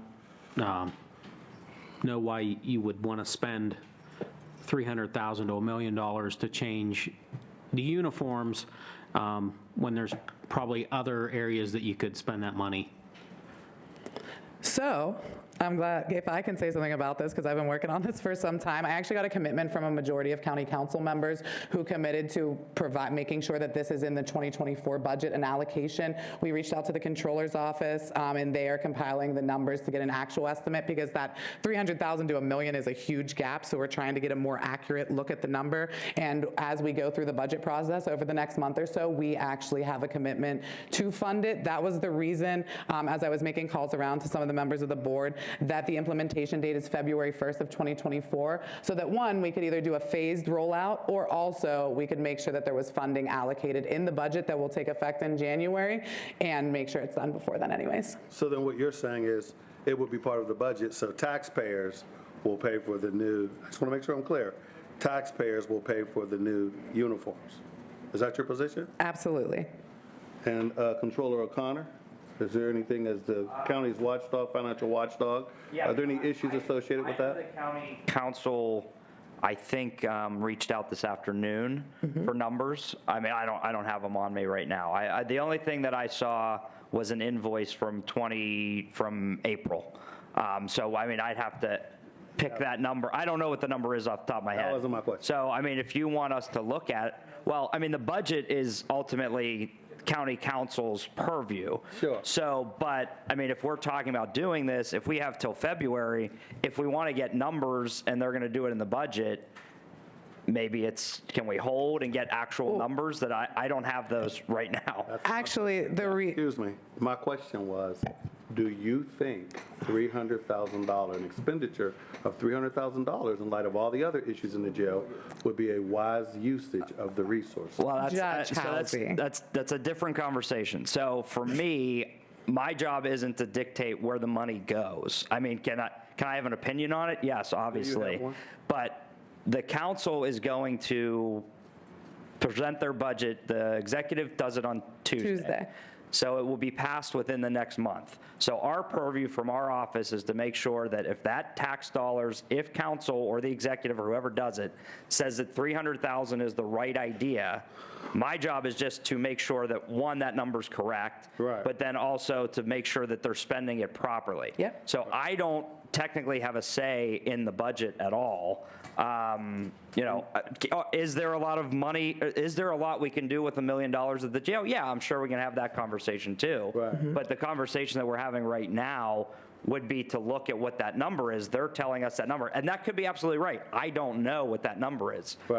So if we want to see what county council ends up passing, you know, I think then it goes to the conversation that this board at that point would just be doing a recommendation, almost like a will of council, because we wouldn't have control over that fund. That would be county council saying, this is where your funding's going. So if the conversation here is, would it be nice to change the uniforms, obviously talking to the acting warden, that's a policy conversation. The funding conversation has to be county council, not this board, in theory. Right, and I don't think there's any price we can put on improving the culture at the jail. All of the studies and the public speakers talked about tonight, making it safer, making it healthier for people to be in the jail if they're not this like bright, negative red. So what it would actually be would be, does council take, like we as a board, I mean, this is just basically a motion, but we don't have any money. So what we would do is just have the conversation now, county council approves it, so if anything, I would hold the motion. No, I need to pass this before we get into budget conversations next month. Well, so here, this would be a processing question then for me. So if county council doesn't pass it, this motion doesn't matter because county council doesn't put the money away. Correct. Right, so what I'm saying is, the motion we don't actually need if county council is going to pass it. We do actually, because the Jail Oversight Board has the statutory authority over the operations of the jail. So county council, I talked it over with the clerk, I talked to our solicitor. The county council actually needs the Jail Oversight Board to do this first, and then we are bound by your decision as the operations director of the jail. But if you don't set money aside at county council to do this, the motion doesn't matter. No, that's not true. We can tell the jail, like for example. No, we can tell the jail what to do, I understand that, but all I'm saying is a processing, if there's no money, then the motion, we don't have money as a board. So if county council We're also going to do that, by the way. We're going to give the Jail Oversight Board a budget. And that's why I mentioned the fund earlier. Yeah. So all I'm saying is, I don't know whether that number that they just told us is right or wrong.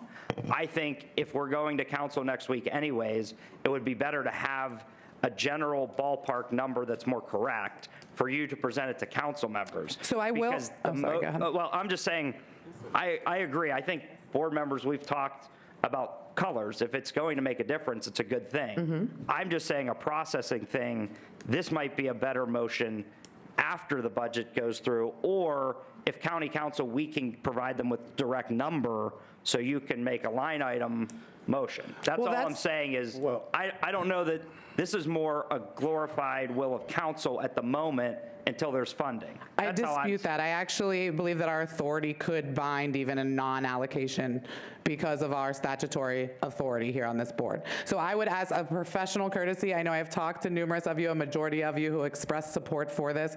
I would ask that we pass it. If you're worried about council's role, me and President Katina got that covered. So I would just ask that we move forward with it. The timeline is needed in order to implement this.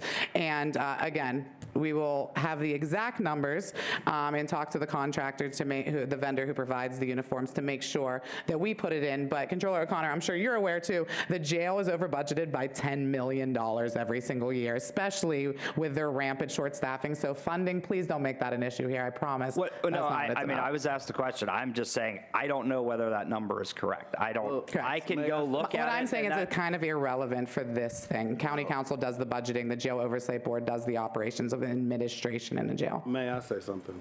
Since this is discussion, the number is not irrelevant. It's not irrelevant because there's a cost. I didn't say it was irrelevant. I'm saying I didn't say it was. The number is not irrelevant because there's a cost associated with replacing the uniforms. So to suggest that the money doesn't matter, that's not a fair statement. And you can't obligate taxpayers to pay for something just because you think it's a good idea. The other thing I want to say is, just so everyone's aware, the fund balance for the Incarcerated Individuals Welfare Fund is decreasing, and there's not enough money in there to cover the rest of the year. So would you rather buy uniforms, or would you rather give the incarcerated individuals? We don't have to pick, Judge Halsey. I did not cut you off. Don't cut. You cut me off like 6 times. I'm not going to get into that. Would you rather have the money go to the Incarcerated Individuals Welfare Fund, or would you rather $300,000 to $1 million be spent on uniforms? All I'm saying we can have both. More information needs to be gathered. The numbers need to be known. You can't just vote and say yes when no one has any idea what the expenditure will cost. That is my point for the discussion. I appreciate your opinion. I would like to motion to call the question and ask for a second. Can I just add to the discussion? I would say if there is science that says color makes a difference, color changes how people react, that could be less medical. You know, you're talking about taxpayer money. If people at the jail don't have constant stress from heart rate, then that's going to reflect, I would guess, lower medical care costs and lower taxpayer So. Yeah, and Ms. Klein, I actually was going to suggest that once this is implemented, we actually do collect that data, see if if use of force had to go down, if disciplinary actions went down. I would actually like to collect that data to look at this impact we had and maybe use it as a model. Allegheny County is always leading the way. I thought that would be a great way for us to show for other institutions who have implemented this. We've learned from them. Maybe we can help learn from the county And what if the institutions. numbers don't go up? Then will you come back and say there was probably a poor usage of the resources? Would you say that later? I don't want to speak to what I would do when I'm not in that That's the point. situation. No one knows. But if it impacts the behavior. Why are you guys against this so hard? It's a good thing. The point is, how can we, as responsible board members, vote for something that we don't know how much it's going to cost, what the expenditure will cost, what the impact will be? We're just going to vote and figure it out later. That's what we're being asked to do. Vote and figure it out later. Can I say something? As far as the uniforms and the color, I never figured out why red was ever there from the first place. It's something that I was never for. But I believe we need more information. I'm not saying that I don't go for changing the colors, because I do. But we need some information. It's like you're voting on something blind to me. Why didn't you express that earlier when we talked about this? Because I didn't understand. I just heard all these numbers. See, I asked you that, didn't I? I call everybody because I do my job. And didn't I ask you about, I said, what about cost? Absolutely, and I reassured you that we would make sure that the cost is taken care of, and that is. But how can you reassure it? That's what I want. Because I have a commitment from a majority of county council to ensure that both the Jail Oversight Board has its own line item for the 2024 budget, but also that the appropriate allocation, which is why in preparation for our budget process, which starts on Tuesday, our staff reached out to the controller's office to make sure we know the exact number. We will have that, and we will allocate for it. What the council is waiting for is us to approve this motion, and I would respectfully, in a professional courtesy, ask if we could start that process tonight so that we as council can do our budgetary job and move forward. That's all. I would ask it as a favor that we could push it forward. So if it comes to $1 million, this is going to be covered? Yeah, and so what we would end up doing is if it comes to $1 million is we would actually lower the allocation to the Jail Oversight Board to make sure that there's a funding allocation specifically in the jail's budget for a line item that we create for uniforms. This is what county council will do, you're saying? County council will do this. I have a commitment from at least 8 votes. Taxpayers will do. Yes, I have a commitment from at least 8 votes. I would. You don't Thank have you. the information. How can So again, I would like to motion to call the question, please. Ask for a second so we can take a vote on this. Sorry, go ahead. Second. Well, Ida. Is that a second from Terry Sorry, Klein? we got a motion in a second. Thanks. Second. Well, I was going to say, is there a way to, and we're just spitballing here, is there a way to rephrase the motion? I would take a friendly amendment depending what it says. That's why I'm just looking at it right now. I mean, Although we did just motion in second to call the question, but I would take a friendly amendment. I'm just thinking, just because these are all, if these numbers are correct, that's a lot of money, but county council can cover it. Is there a way to say something and just Pending a budgetary allocation from county council? pending something from Gotcha. county council, or and I don't know if that's the right way to phrase this motion. We're just saying it right here. I would propose motion to establish the following modification to the Allegheny County Jail incarcerated individual dress code to be effective as soon as possible before February 1st, 2024, pending. We don't want. Excuse me. That's why I'm. Pending budgetary allocation from county council. I'd be willing to accept that friendly amendment. And no one has talked, just if I may jump in, there was a break in the action, excuse me. No one has even spoken with the jail as to how this impacts their day-to-day. There's been no research done. There's been no communication with anyone other. Excuse me. Speak for yourself. I'm talking. You're talking about me. I'm not talking about you. Because I have had conversations. No one has spoken with the jail administration regarding whether or not this makes sense, why. There's been no conversation, and it's a motion you want, and so it has to be done today because it works for you. Because I put it on the agenda in the proper procedure to be voted on today, Judge Halsey. We're trying to start off on a new foot here. Please don't do this. No, we're not. Let me finish speaking. What I was saying was no one has spoken with the jail, so how do we even know if it works for them, if it makes sense for them? We don't know what it costs. We don't know if the jail's in agreement. Maybe it does make sense, but shouldn't there be some more research done and some more conversation regarding the issue? I had You're good? I just want to make sure that we're having a collaborative conversation. We are. We're Darren has the question. I'm trying to reword a motion here as we sit here. Just I'm very down, Corey. Go ahead. I know, that's what I'm trying to do. I don't know how to write it right now. I mean, I've done these before, but. Did you like what I said about an adding pending budgetary approval from council? If that's the hang up, then we can definitely have that. But I think you're also looking at dates. I agree with you. This and Terry did a tour in New Hampshire, so I don't think we have the votes right now. Let me just be honest on that. But what I'm saying is, what would be the harm in council doing it? You have to set a different date because we don't know when these things are ordered. I don't know if that number's right. Would you be happy with by the end of 2024 giving a whole year? Well, but I don't know I don't know what their ordering process is. How long does it take to get in bulk? I mean, we're Since we sort of throwing are this all out only there. made aware of this when it hit the agenda, we haven't, I don't have those answers. That's a vendor question. I mean, I'm sure it wouldn't take a year. I get that.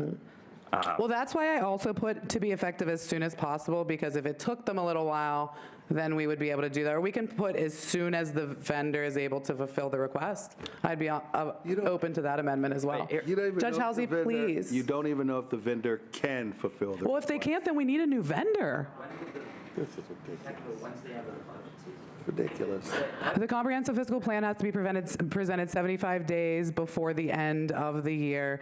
It is being presented this coming Tuesday. Then we have our public hearings right after that. Then you get to come and present. Our November meeting. Yes. All the things that the jail needs.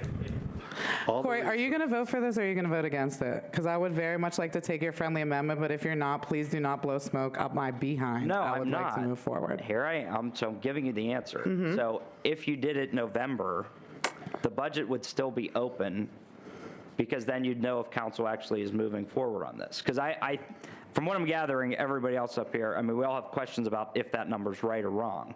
So why not research if that number's right or wrong? We come back and have this November, what would the date be? 3rd? 4th? You would at least know what the number is. You'd still be in budget season to make the amendment. I think members Our of process starts the on board- Tuesday, and I cannot move forward with our process, which is a very short time frame. It is not the same as the city council timeline for budgetary season. I know that. So we have a very short window for which we have to create our budget or create amendments to the county executive's proposed budget. The timing of this was very intentional. Second. The timing of this was very intentional. I would again ask as a professional courtesy that we could move forward with approving this amendment so that county council can do what we need to do to make sure the funding is allocated properly. But again, I would like to, if there's any cause for concern about the money, I would like to remind everybody that the jail is over budgeted by $10 million every year. Money is zero concern here. I believe it's being brought up in a bad faith argument, and I would really like to move forward with this. So again, do you want to offer a friendly amendment? Because I will take, especially the one that says pending budgetary approval of county council, because I do believe that would cause some people to not be concerned about it. So if you would like to offer that, I'll accept it. I'm just trying to think how you would. I would put it after. I know what you're saying. I'm just looking at the authority of this to happen. I mean, it's more a process thing. The authority of the jail oversight board to do this? No. If county council doesn't do it, then it would be nothing, because it would say pending budgetary allocation by county council. So if county council does not authorize it in the budget, then this would be moot. Because the approval would be dependent upon the budgetary allocation.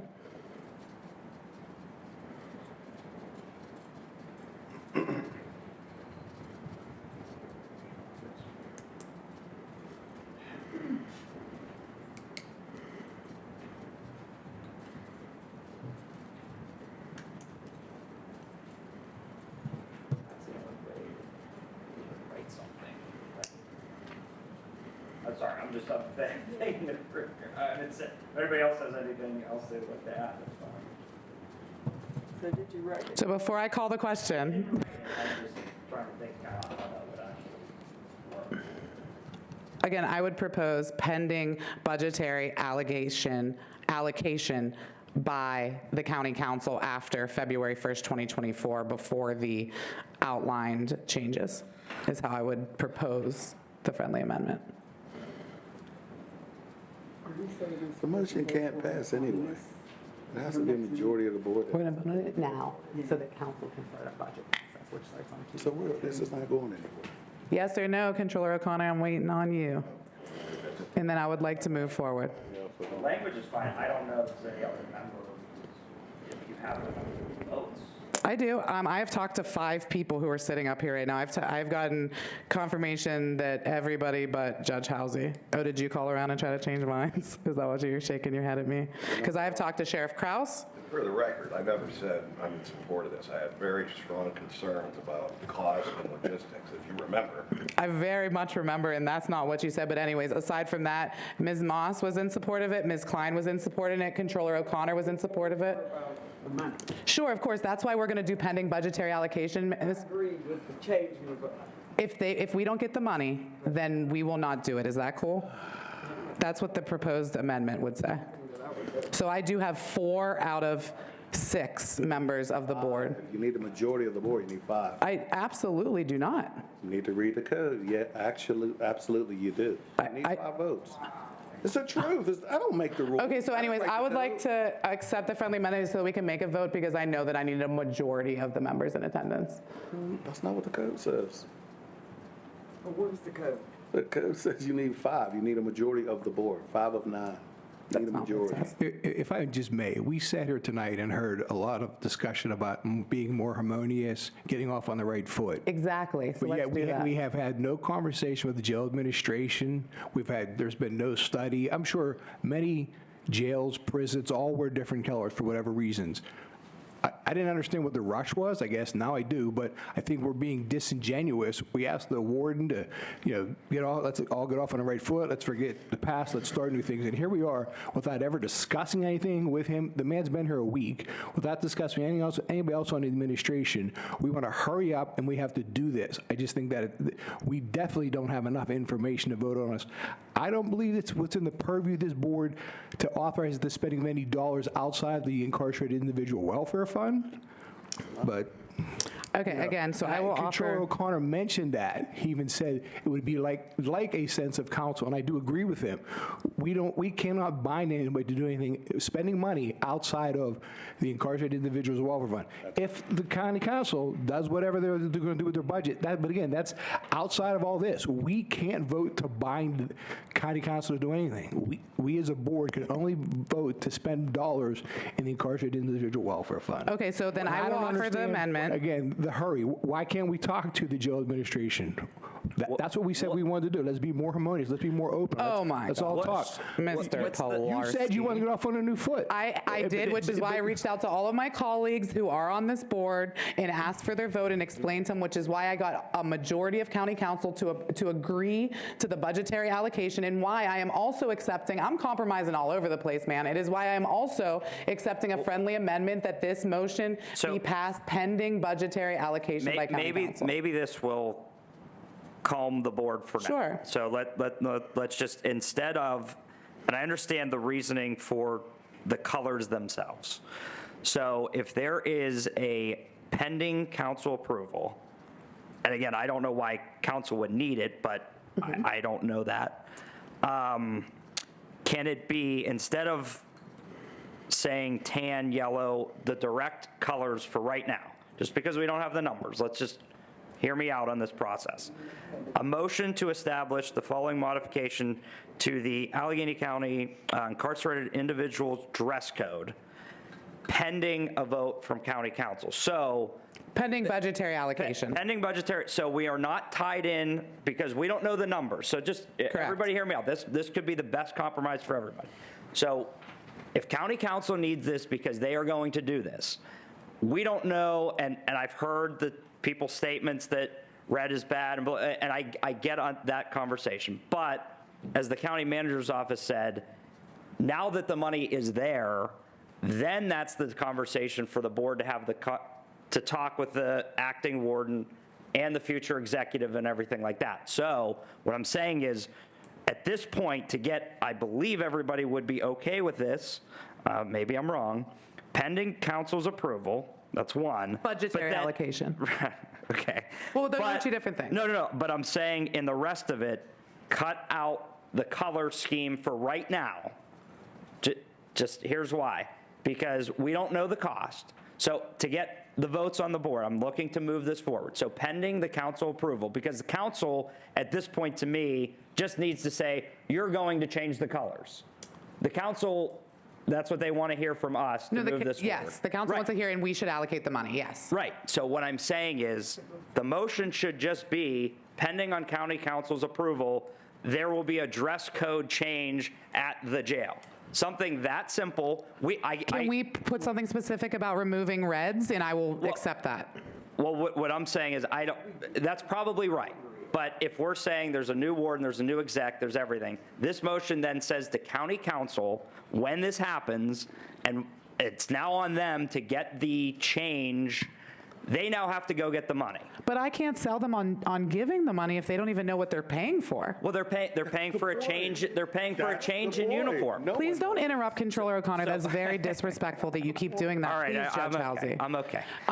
So can I just say that we be more specific about what we're attempting to get away from, so that the intent of this is still kept, even while not necessarily delineating maybe what those colors are? What I'm saying to the board, to move this conversation forward, pending county council, we do not get into specifics right now because we don't have that answer right now. I mean, maybe, a certain type of tan is $200,000 less. I don't know. Sure, I actually looked with a current vendor, and that's where I got the tan and yellow colors, because they already have those for the same. Remove that, pending county council's approval. We come back. We now will have time to sit and talk about color schemes and numbers.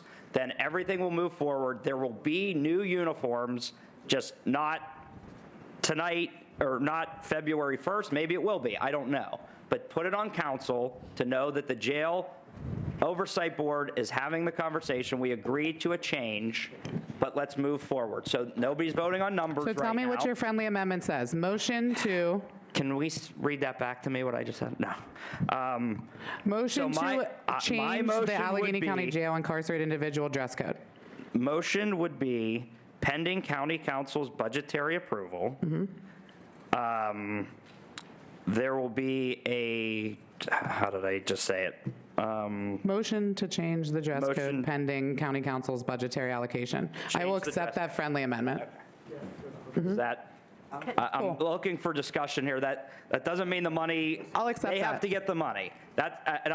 Sheriff, I agree with your issue on the money. I don't know what that. I appreciate that, Controller O'Connor. But I'm just saying that way, it's now up to county council because they have to get the money. This board does not get money. We know that. That was my point. Is we do not control funds. We control the IIWF. That's it. We are going to now send it to the tax or the oversight body of the budget. If they choose to do this, that is on county council. But now we are just saying it's in their court. They're the ones making that decision, and we will find out what those numbers are for county council to make that decision. Cool. I know that seems like the easiest compromise. I don't know. Well, I have another friendly amendment. Another one. How can we do two, I Terry? don't know how friendly you'll find it, but maybe to If you preface it with that, maybe not, but go ahead. assuage some of the board hesitancy is to say, colors to be determined with conversation with jail administration. Sure, but yeah, sure. As long as it's in there that we are changing it, I am open to conversations. I would actually I'm really excited about conversations with jail admin. I've never had him before. Maybe Beeson, he's cool. Yeah, sorry, I gave you that exception. But yeah, I'm really looking forward to that, okay? So yes, I will take that too. I think that's friendly enough. I know Mr. Pilarski is trying to change the controller's mind right now, but I accept his and yours. And I would like to make it for the record just clear what it's going to say. So let's just reiterate. Motion to change the Allegheny County Jail incarcerated individual dress code pending county council budgetary allocation in coordination with jail administration. Yes? I'm sorry. I know, I wish he would stop. I'm really trying to do something here. It would be the two of us, don't just say. It's okay. To the text. So, It was both of us, I admit it. oh my God. Okay, so I would like to, okay, I'm going to say, motion to, in collaboration with jail administration, establish a new dress code for Allegheny County Jail incarcerated individuals pending budgetary allocation by county council. I would like to make that motion. I'll second it. Okay, so we have a motion and a second. Can we please vote? Any in favor? Okay, wait, can we take a roll call vote, please? No. I would like a roll, Judge Halsey, I would like a roll call vote, Corey please. O'Connor, are you in favor of this? Am I in favor of The amended the motion. amended motion? So here's what the amended motion is doing for everybody out, for everyone that's watching. So the amended motion is going to allow this board, in collaboration with the warden, to discuss, because I know board members were okay, huh? Go ahead, sorry. No, I know board members were okay and open to the conversation. I know the sheriff was. I know a lot of board members were open to changing the uniform conversation. We do have a new acting warden. They should be involved in the conversation, which was in the last motion. Yes. So this is not, and I know this looks like we are dictating policy to the board to oversee our authority. It's not what we're actually doing here, and we could debate that sidebar. But it kind of is.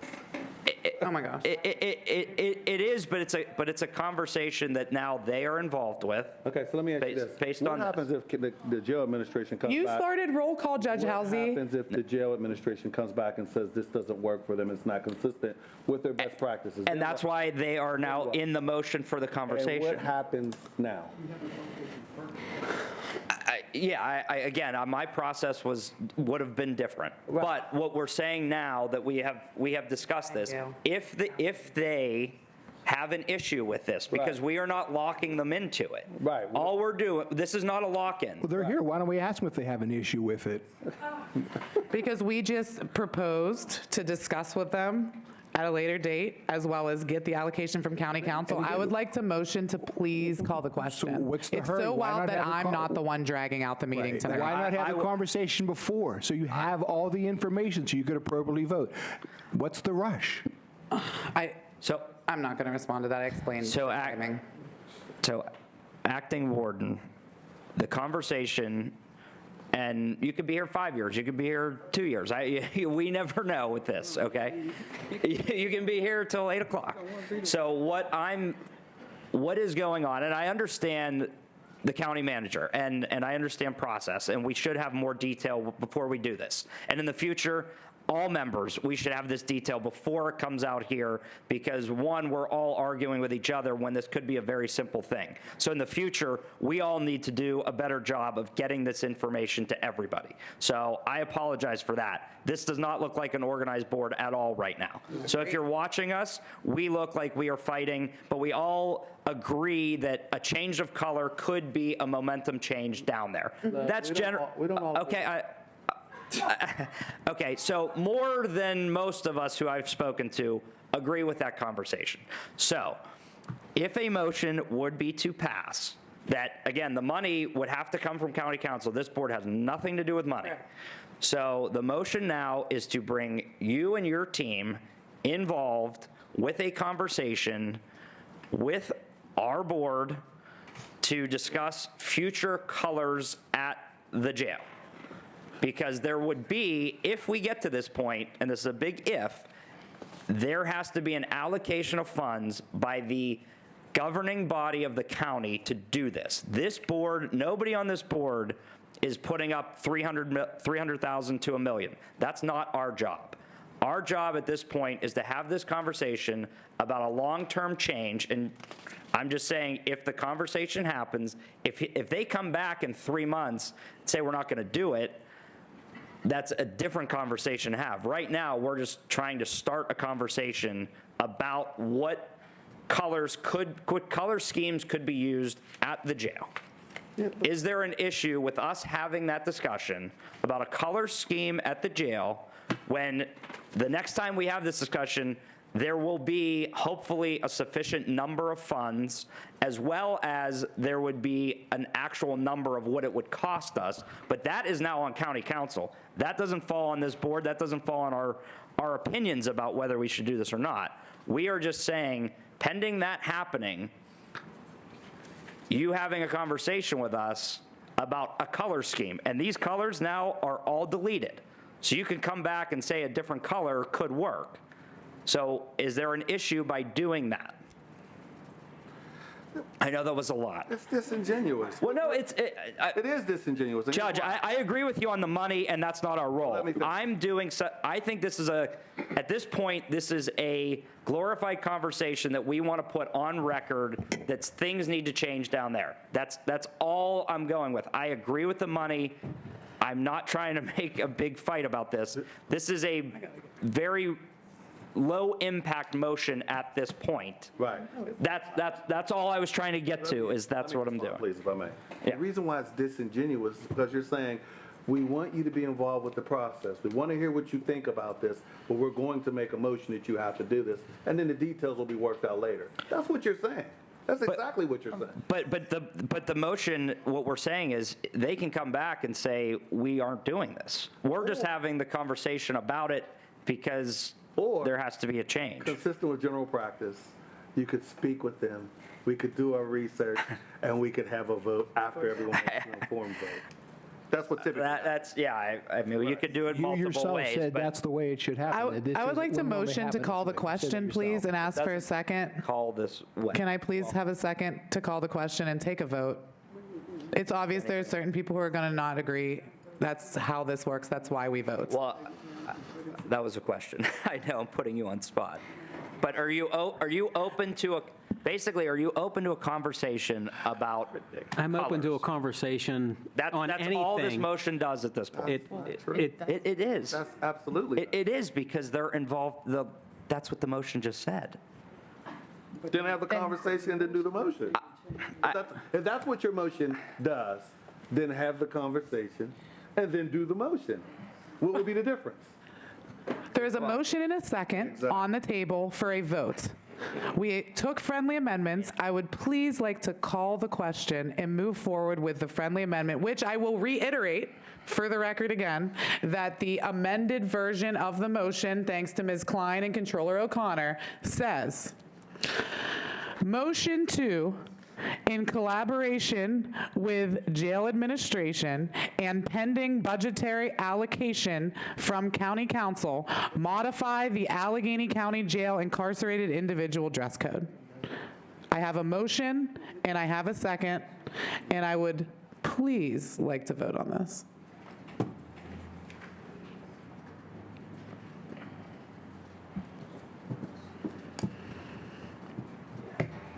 This is nuts. Man, who's all in favor? Corey O'Connor? I mean, I'm in favor of the last motion. But that's the only motion we're voting on right now, the amended motion as I just read. Three votes. Terry Klein? Yes. In favor? Yes. Sheriff Kraus? Not enough information. So no? So what do you At this time, I'm for So it. basically it said. I'm all for it, but I mean, this feels way too rushed. Is your answer is no? At this time. Gail Moss? I'd surely like to revisit it. Gail Moss, are you abstaining?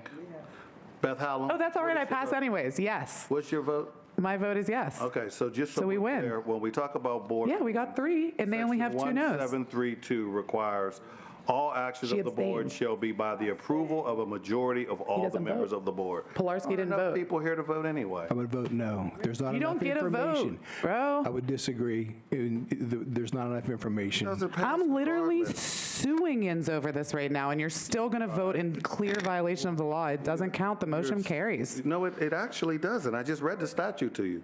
1732. You're not reading the statute that governs this board is Title 61. It says that we shall set bylaws. We do not have bylaws. Therefore, a simple majority wins, which is a 3-2 vote with a 3-1 vote actually with 2 abstentions. Thank you. A majority of the members of the board shall constitute a quorum for the transaction of business, and all actions of the board shall be by the approval of a majority of all the members of the board. You don't have enough people to vote anyway. What's your next motion? Do you have any more motions? Actually, I would like to say that motion passes. Are we agreeing with that? What was the official tally on that? 3 to...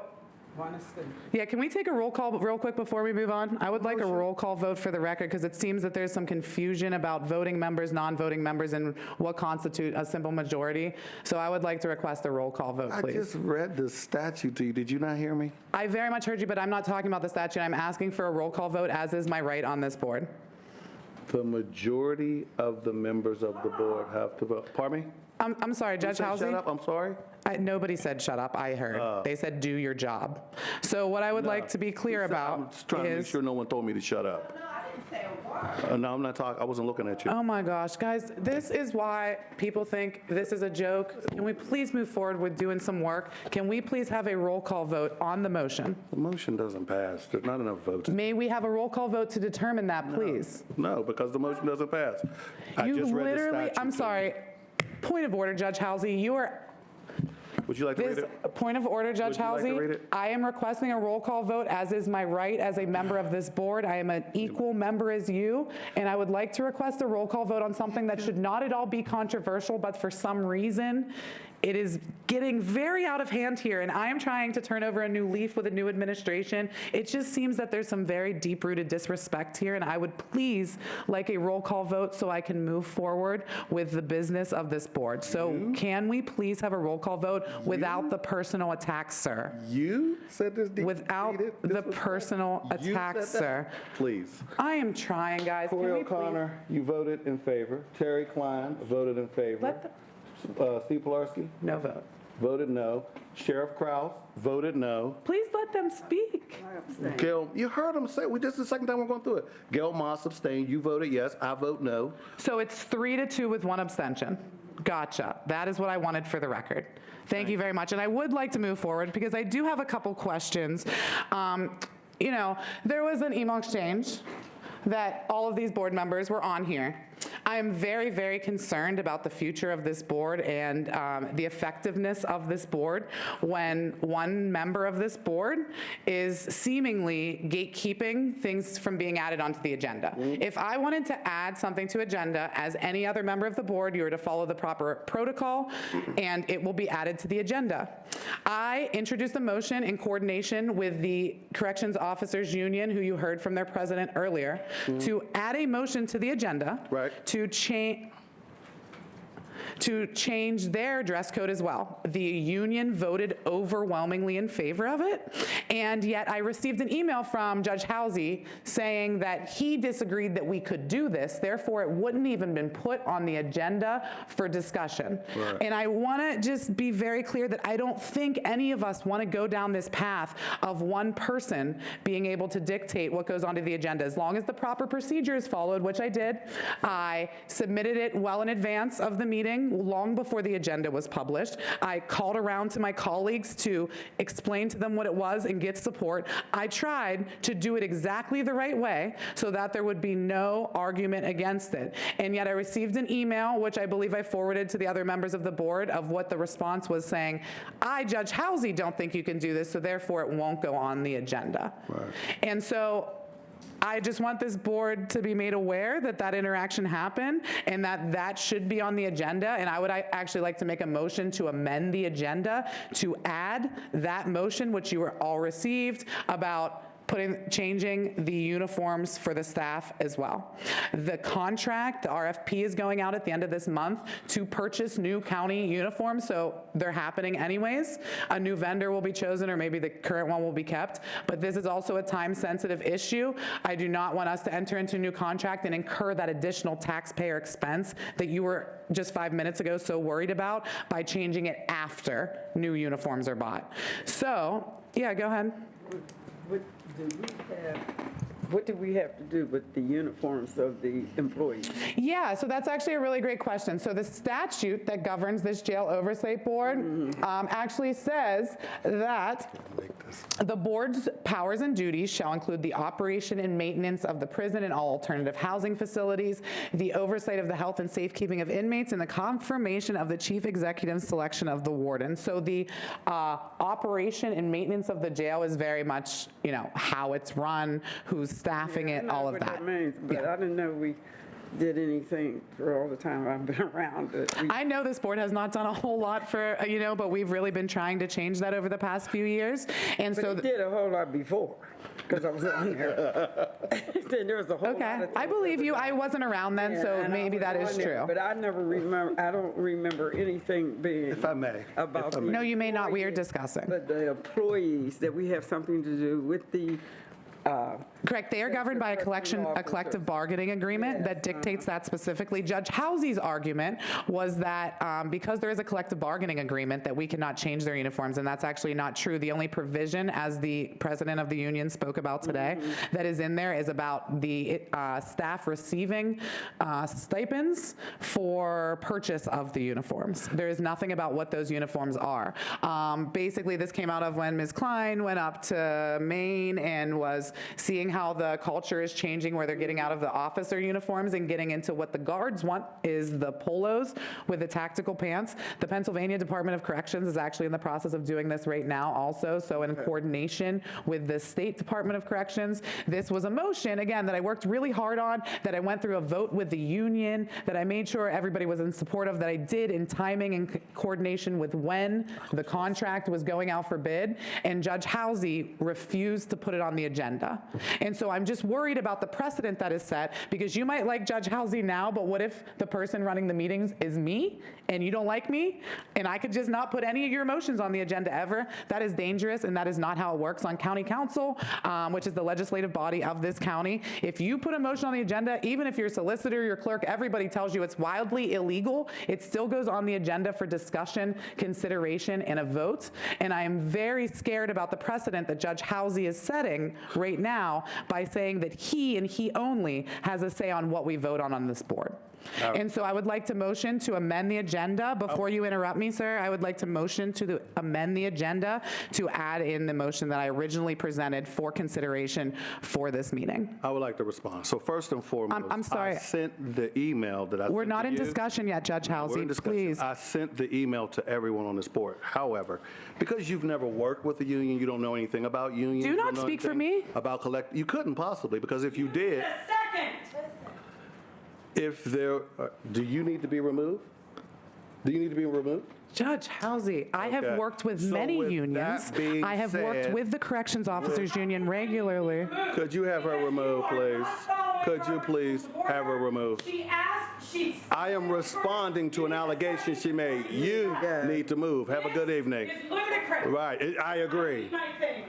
And so you know, when you talk about a collective bargaining agreement, when you talk about a collective bargaining agreement, the only party that can negotiate with the union is the county. It is an unfair labor practice for anyone on this board to try to negotiate regarding an issue that is a union negotiation topic. It is not in the I'm not CBA. finished. I didn't interrupt You you. interrupted I'm me, and I'm going to interrupt you here. It And is not so in the as a collective bargaining result, agreement what their uniform is. If you look at the CBA, if you look at the county code, it is very clear the county is the only one that can negotiate with the union regarding We're not an issue. negotiating with the union. I I'm am showing not union interrupting you. I'm support. finished. You have Don't interrupted me interrupt 100 times in the As a past 5 minutes. as a result, the board cannot have any say-so about what the employees in the union wear. That is an issue for collective bargaining agreement, and they have already begun negotiation regarding this topic. They've been negotiating since January. This board has no authority to dictate what the guards in the jail will wear. And just so we know, because there is a concern about people having offline conversations and things being said, I want to read an email from Brian Englert. Officers, this email was dated one day after the email you sent regarding the motion. Officers, The Jail Oversight Board held a vote to change uniforms for officers and inmates. The vote passed 9-4 in favor. Officers will wear blue polos and BDUs. Sergeants will wear black polos, khaki BDUs. Captains, majors, deputy warden, and wardens will also be in polo shirts. It's not optional. We can grieve this down the road if it leads to safety issues. It will be effective for 2024 with a phase-in period. I filed an objection requesting we start in 2025. The poll vote among officers was 4-1 in favor of moving to polos. Inmates will now be in tan, juveniles in yellow, all other work-related colors to remain the same. I also filed an objection because red sticks out in public. An escaped inmate would be easily visible. Regardless, the vote passed. Be safe, have each other's back, hold the line, keep doing what we do best, running this jail as safe as we can, and Harper's gone. Regards, Officer Brian Englert, Unit 3 Bravo, 3-11 shift, President of the Allegheny County Prison Employee Independent Union. So it begs the question, how would he even know about a motion? How would he even know about a vote that never even occurred? And he's indicating to his employees and the union members that the vote passed, and there was never even a vote that was done. There's not even 13 people on this board, so I have no idea what your email is, but I have been working with him on this for a while, so I don't know what that is or that piece of paper that you have. From Brian Englert. Okay, but I saw Brian Englert here tonight advocating for these things, so I have no idea why you brought up a random piece of paper when the actual person that was here. It's not random. It's an email from Brian Englert. Okay, but what does that have to do with me or you? Well, that is the question. What does it have to do with you? What? How does he have this information? How does he have information about the motions? Because I worked with him on them. Please allow me to finish. The bigger issue is this board does not have the legal authority. Can you please clarify what you're talking about? Bind the union to wear outfits. That is something that is a part of the bargaining process. It is not. It is not in the bargaining process. It is not in the collective. You're lying, though. It's not in the collective bargaining agreement. If I may. No, you may not. You're not on this board, and I'm trying to accomplish something. And for Jens to like sit up here and act like it's me doing this when I followed every process, every layer of respect, and this is still how it ends up. I don't want to hear anybody saying that Bethany's the reason that this board is how it is ever. You have more union ever again. Anyone in this room? Could you please ever speak? Again? I do not want to hear from a non-member of this board. I am done with you. Could you please allow me I do not want to hear from him. He's not on this board. I'm trying. Go ahead. Terry, man. Go ahead, Mr. Pilarski. I just would like to say, as somebody who does negotiate the contracts for the county, uniforms are something that is subject to negotiations. Some unions elect to put certain colors, like the jail medical union has, they can only wear black scrubs. The police officers have specific colors. Some unions don't elect to put specific colors, just the amount for reimbursement. But everything about the uniform is negotiable. The county is currently in negotiations with the Correctional Officers Union, has been since January of this year. One of the union's proposals is about uniforms. So it would be an unfair labor practice. They cannot negotiate with two separate entities at the same time. And Judge Housey is correct. Allegheny County is, the manager's office is the only one that per statutes can negotiate on behalf of the county with the unions. And just so we're clear. In contracts, And just so we're clear. set the floor, not the ceiling. Oh man, you care. What the guards wear in the jail, we don't have the legal authority to vote on that issue. It is part of the collective bargaining agreement. Man. You have a motion. Motion to adjourn. Thank you. I second.